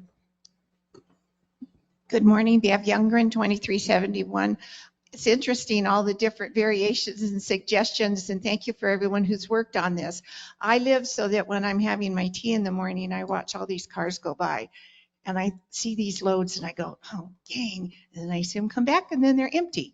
Now, as an example, this last week on Monday, the bins were empty. Tuesday, they're full. Someone already posted a picture. So it doesn't take too long to fill them up. What I'm concerned about is there's two big red bins. I thought they were only for green waste, but when I went to dump, well, I didn't because it was full. I saw a lady put a bunch of stuff in the red, and I said, can we do that? And she said, yes. If the other bins are overflowing, we can put our waste, just regular trash, in the red dumpsters. Now, if that's true, there are no signs out there at all to tell anyone, and we have lots of new faces. You've seen the property values go up, so you know darn well that even though you didn't expect this, all these old units are getting remodeled. So this problem will not go away. So it's going to be really important for homeowners to understand to rent one of those dumpsters and put on their site. What I would like to ask you to consider now, not in January, because I understand it takes time to do that. When those blasted dumpsters get full, lock the gate. There's no reason. I mean, we had a full trash can. We just turned around and it stinks and it's in my garage, but that's okay. We're the only ones that have a problem with that. But I really think that security or maintenance or someone should just shut those gates. I don't care if it's an inconvenience to the homeowners. They can just take that stuff back and deal with it when the dumpsters are empty. Because that's not fair for the homeowners, just like this one gal said. That is an issue for them down there, and it isn't going to change. Stupid is as stupid does, and even though we've talked for months on this, you still saw the dumpsters full on Monday. It's very frustrating, and I know you'll come up with the resolution, but I'd like to see those gates closed the minute those dumpsters are full, until it gets empty. Thank you. Thank you. By the way, since I have the microphone, the Memory Park pics are in, and Memory Park, so for anyone who asked me about that, they have been set today, so you can let your neighbors or friends know. Thank you. Thank you, Beverly.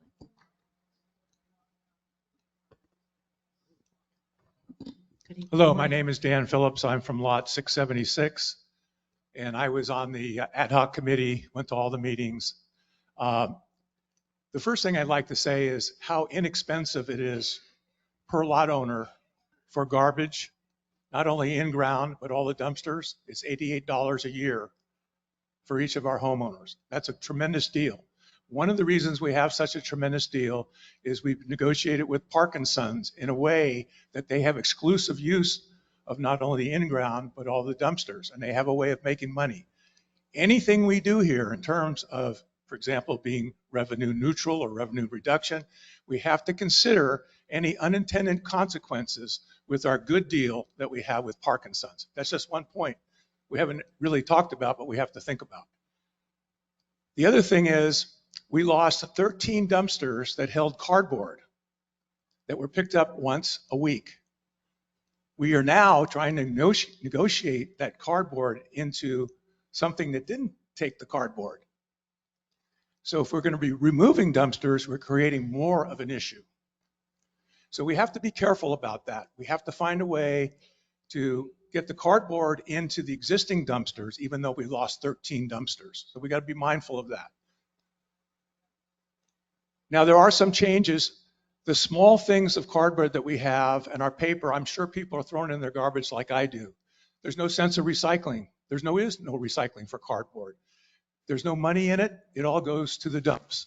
So we can just put that in our garbage cans. It's the bigger, hopefully we'll practice that. The bigger ones, if we flatten them down, we can save a lot of space and we can probably get some in there.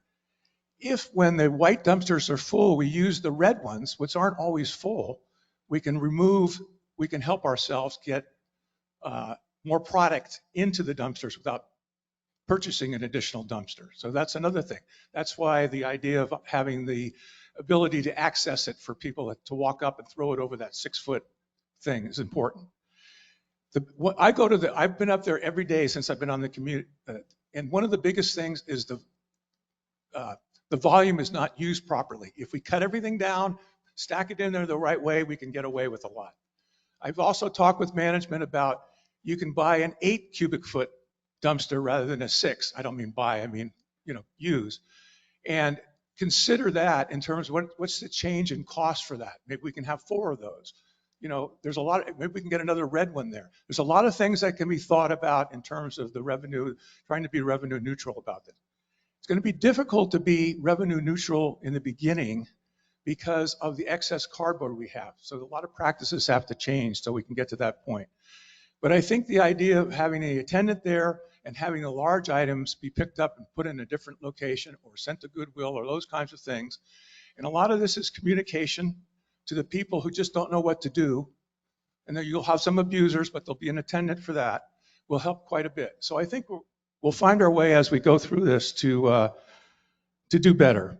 Now, the only thing that I have a concern about your time's up, sir. So okay, can I just say one thing? And that is, I think the homeowner who works on their own property 1 day a week, 2 days a week, and takes something up there, should still be allowed to do that in terms of construction debris. If you're taking the cabinets out, if you break it all down, you have a small amount of stuff to put up there, you should be still allowed to do that. Okay, that's it. So your comments are well taken. We do respect the relationship and the deal that we've gotten from Parks and Sons all of these years. And we do have to acknowledge that, as you said, that the amount that we're paying per lot isn't that much. For those of us on the board, and those of us who've been on the board for a while, and prior board members sitting here in the audience, every time we raise rates, we hear about it. So as our costs are going up, the community is not really, an individual is okay with their rates going up if they're using the services a lot. But the individual lots that are not using the service a lot are not happy having to pay for everybody else overusing the service. And regarding the cardboard, yes, we did have a service before that picked it up, but there are places that you can take your cardboard and they don't go into our dumpsters. If you go, any of you who go to Kohl's or go to Home Depot, you pass the place where you can take your cardboard. You can put it in your car. Yes, Terry Bader, lot 953, and I was also involved with Steve in the ad hoc committee. And I, at the risk of making enemies here, if you're running any type of commercially generated trash business in here, such as if you are a person that is a caretaker and getting paid to watch those homes, and you're going to generate cuttings because you have fellows go out there and do that, that's commercially generated trash. So I think, you know, we have to look at that, such as people that might run a small business in their house. If they're creating X amount of trash every week, and I think the people that are going to monitor this will see that. If you see a person pull up every week and they've got 20, 30 boxes where they're getting stuff sent to their home because they're running a little home operation, that's going to be looked upon negatively. That is commercially generated trash. And as a homeowner, and I feel the other people here too, I don't want to pay for that. So I think that's, and like I said, we had talked to Steve, and if it's commercially generated, if you're running any type of business for profit in this community, any trash you generate, you're going to have to get rid of it.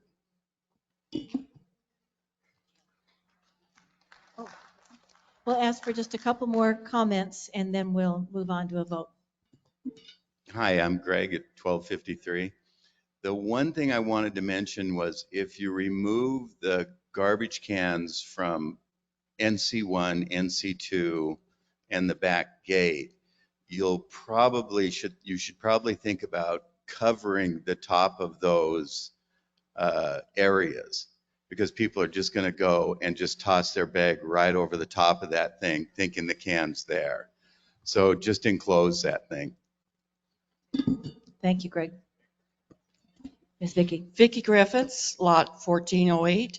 I run a business out of my house. I'm a Mary Kay director, and I get lots of boxes and I get lots of peanuts. So what I do is I will advertise on the Facebook, and people come and get my boxes because they're wonderful boxes. I don't want to see them in the landfill.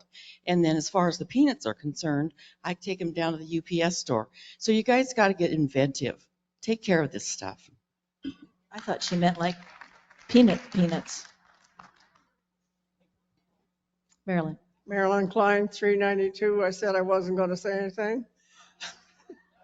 Marilyn, it's a board meeting. What would a board meeting without you? I don't know. I haven't tried it yet. And we appreciate it. So go ahead, Are Marilyn. you going to take the dumpster with at the car wash out too? Was that going to go, or is it still we That still recycling would still recycle stay the plastic? same. The recycling would stay the same, correct? So by the car washes, all of that is staying the same. Those are staying the same? The reload. Go ahead, Mike. To relocate them to the facility at the end of the boulevard so that they were secure. That was part of that discussion in the ad hoc committee, that they would stay on property but not in the location End of the road? at the end of the road, so that they could be in the location that's secure, and then that the attendant and the volunteers would be able to ensure that they were being applied properly. Thanks. I missed that part, but that's good. Another comment that I was just going to make was it's really convenient for parties, but they have it already in the trash bag. They can take it back to whoever's having the party and put it in their ground trash too. If it's not a wingding. But anyway, I was going to say, if you take it's a good idea to take the dumpsters out of there because they aren't being monitored and people aren't breaking down cardboard in them and they're overflowing the gate. So you need to padlock that and put a cover on it or take the fence away if you're going to take them out because somebody will find a way to use them. Thank you, Marilyn. Mike, what's in the chat? So I'm going to run through here pretty quick. It looks like the majority of them have gotten answered, but I'll start from the top here. What happened to reduce costs for trash removal and original intent? Why can't contractors be required to get trash containers or haul it to the dump so they don't get a permit from DRC? Of course, that would be the intent. Great work by the committee. I'd like to know the committee's calculated additional cost by needing a new employee for monitoring areas. What about broken furniture? That was a good point. Of course, we would say, I think that was answered. If it was broken down small enough that it would fit in a bag, then it would be household debris. Agree, great job. Why can't a broken down piece of furniture be placed in the dumpster? Saturday and Sundays are the worst days to have it open. Regarding ramps, what is our community's liability from providing ramps? And inevitability, it seems someone will slip and fall. Large furniture should not be allowed. If we have 8 dumpsters throughout the resort, do you really think we can do it with just 4? Any luck finding an organization to pick up bulk furniture bulk furniture at our lots? Yes, Parks and Sons will come to your lot and pick up your furniture for a small fee. I would like to allow dumpster divers, if volunteers, to have salvage rights to items they see while on the job. Are we hiring a new employee to be at the dumpster site 4 hours a day or utilizing existing employees? I think that was answered as well. Better lock up the containers at town center. Of course, everything would have to be secured. If you try to use only 4 dumpsters, you will see people dumping outside the dumpster gate after hours. And the dumpsters at the villas, you can't fit an elephant in a refrigerator-sized box. I'd suggest that whoever is an attendant or volunteer, they have an ongoing recording and or video. Decent idea to record any abuse, harassment by upset people. That way management can enforce action against the abusive people trying to dump illegally. Not a bad idea. They need to call 911 if the attendant is threatened. Doesn't the newer harassment rule apply here? Garbage cannot blow out of the full closed dumpster. Rats can be taken care of.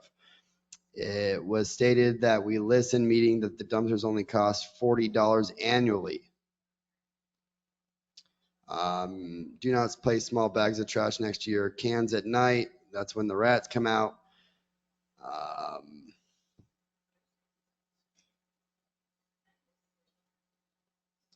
There's a lot more. My understanding is that the issue of construction and other items that should be not be disposed of being left out in the dumpsters. So my solution would be to place cameras to identify abusers and assess substantial fines for offenders. Of course, that was answered. People complain about older units that need to be improved. But yet you make it difficult for those who can't afford to remodel unless they do it themselves. Parks and Sons are the only company that does in-ground containers. What about the homeowners here who owned and rent out several units in commercial business? The trash generated in the upkeep of the rentals should not go in the dumpsters. That was all. That's plenty. So with that, thank you very much. Thanks to the committee. Thanks to everyone on the committee who gave up their time, and thanks for all of the comments that we've heard today. So what I'd like to do is just ask for, we have a motion to accept the proposal from the ad hoc committee. I'd like a vote on that, just reiterating that the board is in agreement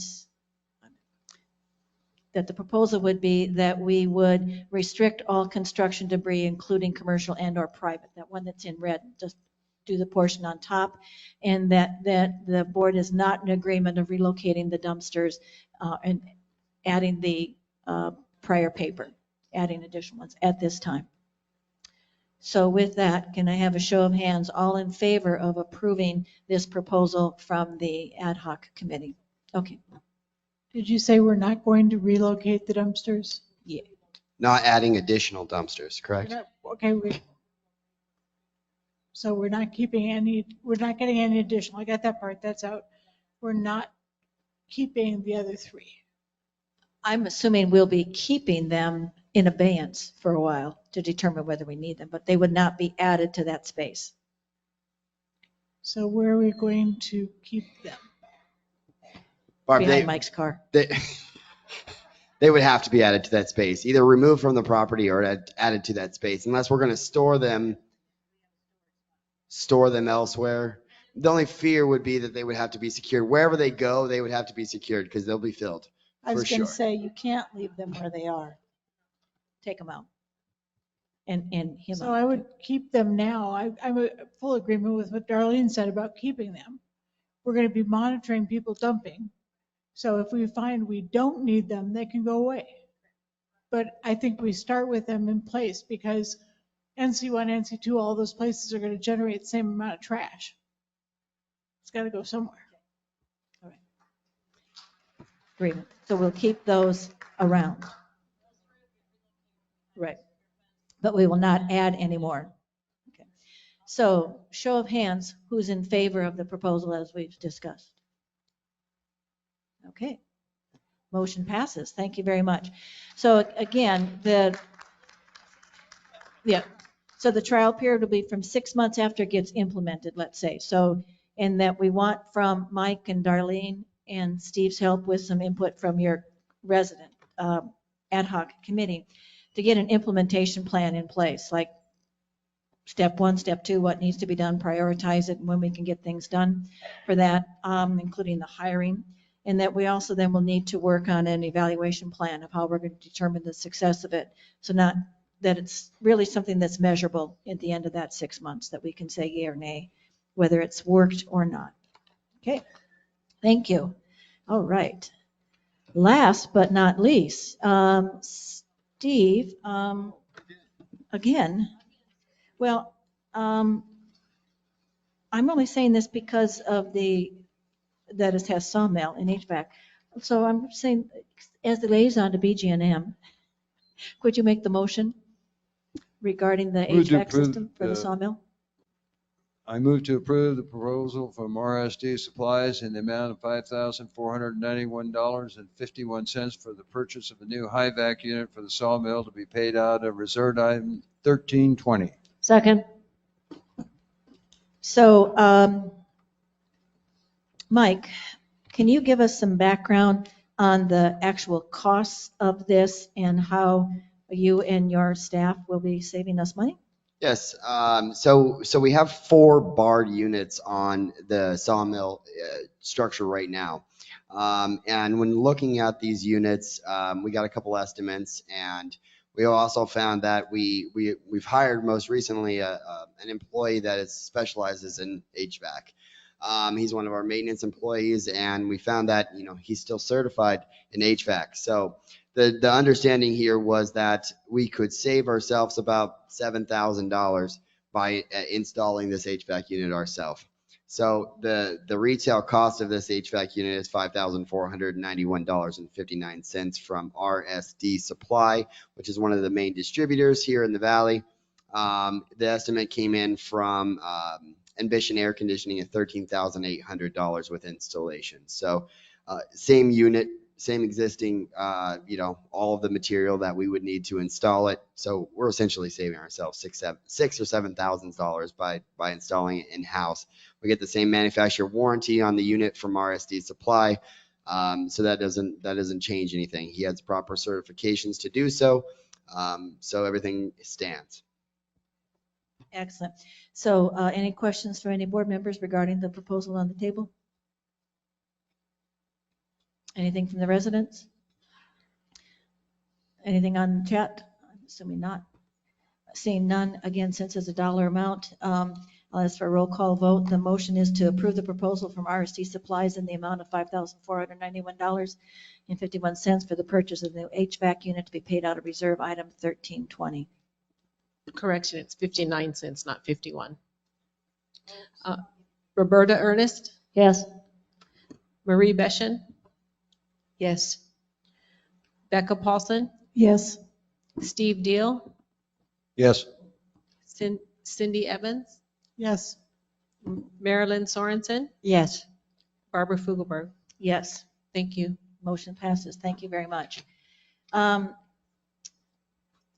that ends the meeting. We'll be going, oh, yes, that's, sorry.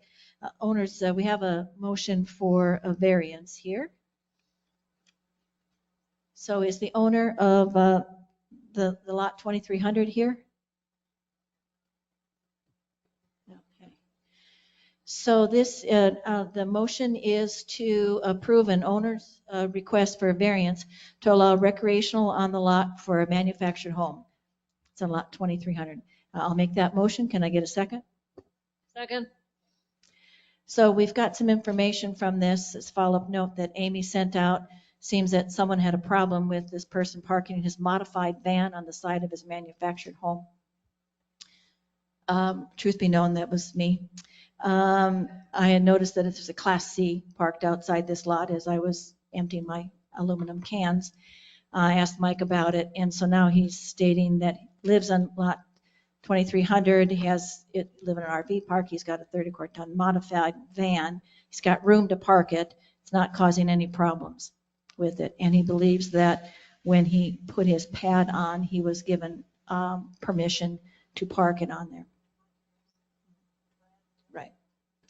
So my concern is this is not a modified van. It is a Class C motorhome, and the person and some of you might use the excuse that, well, I see someone else doing it. What you may not be aware of is that we do have a Class C living on a lot in the double wide section, but they have been given a fair housing variance due to a health condition of one of the people that live there. So the only time we make variances if it is something regarding fair housing, and it's a reasonable accommodation that we're making. And I was going to tag to this, and Darlene, you can tell me if we can or cannot do this. Is there any way that we as an association can have some type of a colored tag that says a house has a fair housing authorization from the board so that we don't have people that go, oh, they're doing it, so I should be able to do it? No. Okay, thanks. Well, there you go. It's kind of like putting the scarlet letter on. I mean, you're not wearing that any longer.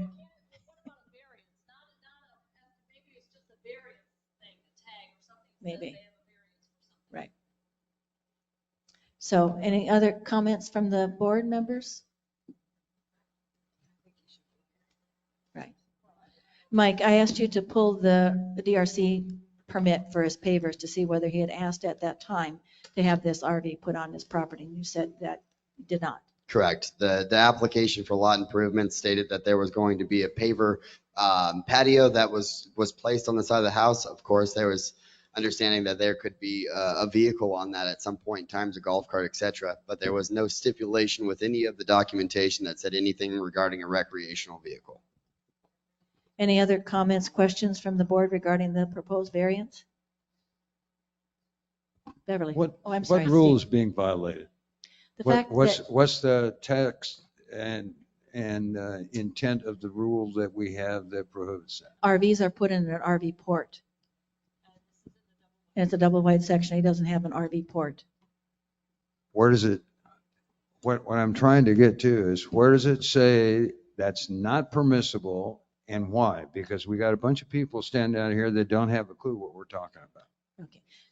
In the DRC guidelines, it talks about what you can have on your property and what you can't. And an RV needs to be in an RV port. And in nowhere in the these section does it talk about having RVs on your property. It talks about how you're filling up your space with your modular home or manufactured home. Okay. I'm Beverly Youngren, 2371. I know that gentleman is not here. He's, I think, the unit right adjacent to Memory Park, so I did meet him. I did see he has a 24-foot motorhome like you and I do. And so I started talking to him, and since he's not here, I just want to explain a little bit how he explained it to me, and then you make your decision. He inherited the house from his mom. He did pay for the paving. I don't know that discussion. I don't think he realized it would be a problem to park his 24-foot. We're not talking 36 or 40 foot. It's not hooked up to anything, no electric or anything. He's simply parking it there, and he's not living here full time, and he's really not here that much. I look across the street. I personally have no problem with that at all. He's paved it, and I think, if I'm not mistaken, is probably the only home in the manufactured sections that even fit any size of a motor home. So in my opinion, I don't see that there's a problem with this. Even if you put it that it needs to be subject to board approval, a 24-footer fits very easily in there for a temporary basis. A 40-footer would not. So if you felt that this was something, because we have a waiting list over in the park, I don't think that's changed. I have to go out of the park and pay $210 a month for my size rig because I can't fit it anywhere. But I just wanted to explain to you what he told me, and you could make your decision accordingly. Thank you. He does have a large lot, that is true. And He's the only one that I'm aware of that would and it even would come fit. up with this. It's just that it's not allowed. Yeah, you have one lot and you're saying it's not allowed. To me, it doesn't make any sense, and it's not abusing the neighbors, but that's up to you. I'm just giving you, I don't think he understood that. He does have paid storage in the RV storage lot. Correct? I can't speak to that. Oh, I thought However, he does. I thought- I want to make a good point that we do receive consistent requests for other sections throughout the resort for recreational vehicle to be placed on the lot with a manufactured home. And I do understand the perception of the board here of looking at this as setting a precedence, allowing it in one location. You're ultimately putting yourself in a position to allow this in other locations. So if we want to see recreational vehicles on a lot with a manufactured home, that's one thing. But if that's the intent of the association to stay away from, then I understand the position of the board right here today. We have a lot of people in many of the sections that have snuggle wides that said, well, my RV would fit on this property. But the rule is that it fits in the RV port and it's already filled up with them. So in any time someone makes a variance, if there's a rationale other than, gee, I want it, if there really is a medical need that you have, a fair housing need, then we'll certainly will entertain that. So seeing none, I would like to call for the motion. The motion is to allow approve this owner's request for a variance to allow a recreational vehicle on the lot with a manufactured home. All in favor of approving this request, say aye. All opposed, say nay. Motion does not pass. With that, don't really have any president announcements other than talking before about we are going to be having a few more potential rule changes to the rules and regulations. We'll be talking about that at the upcoming We're Listening sessions that are going on. We're asking people to remember that on Saturday is the Veterans Day celebration going on, and it's going to be wonderful. And so asking everyone to attend that, and also reminding people of the homecoming parade that'll be occurring the end of this month. The board will be going into executive session to discuss an appeal. And Darlene, do you have anything? We had one request from the Fun and Games Club in regards to their aluminum cans. One thing that has happened over the summer, those aluminum cans have been relocated from in front of the car wash area and that landscape area to further back where those recycling dumpsters were removed from. And the reason for that too was to improve the aesthetics of that general area, of course. But what I have been informed just recently from the club is that a lot of folks are filling up those early on dumpsters, but not realizing the dumpsters a little bit further closer to the entrance of the sawmill.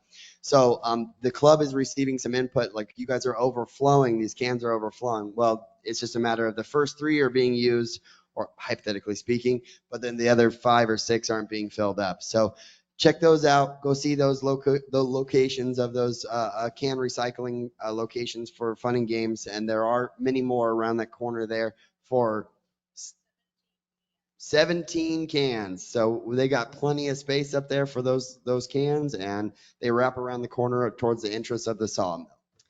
Virginia, I'd just like to add to the Fun and Games. Thelma just showed me something. I don't know, Virginia, if you gave it to her or not, but summarized the donations that Fun and Games have given to members of the either Happy Trails employees or various clubs or other service things. And it is over $2,000 a year that they support this community, which I really think is an absolute wonderful thing. Darlene, Mike, back to, if you could just make a quick announcement on what your guy, your new HVAC guy is doing that will help us save even more money down the line. You talked about the system that he's coming up with. You want that one? John is one of our newest employees, and he's very qualified in the HVAC department. One of our biggest things that we've noticed in a lot of our facilities, especially our HVAC, is that we may have failed to provide the proper maintenance program to these devices. So we've really been taking a lot of time to run through every single one of these units and replace the main maintenance parts that need to be replaced, the contactors, some of the main items, service these locations so that we're not seeing them just run to failure to the point where we're waiting then 40 weeks for an air conditioning to arrive. So we're really trying to get an implementation plan of service and quality and make sure that we're staying up on all these units and ensuring that we're doing everything that we can do to make it last its life. We don't want to see these reserve numbers that are stating that these air conditioning units should be lasting an additional 10 years. You know, we still have 8 years life on something, and it's done, it's toast.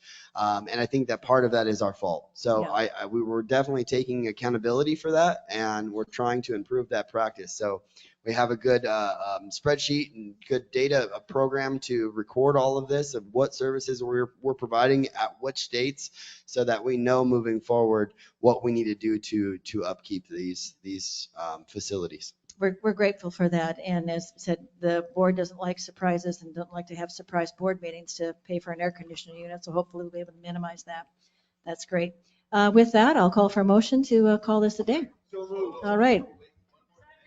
Yeah, one more.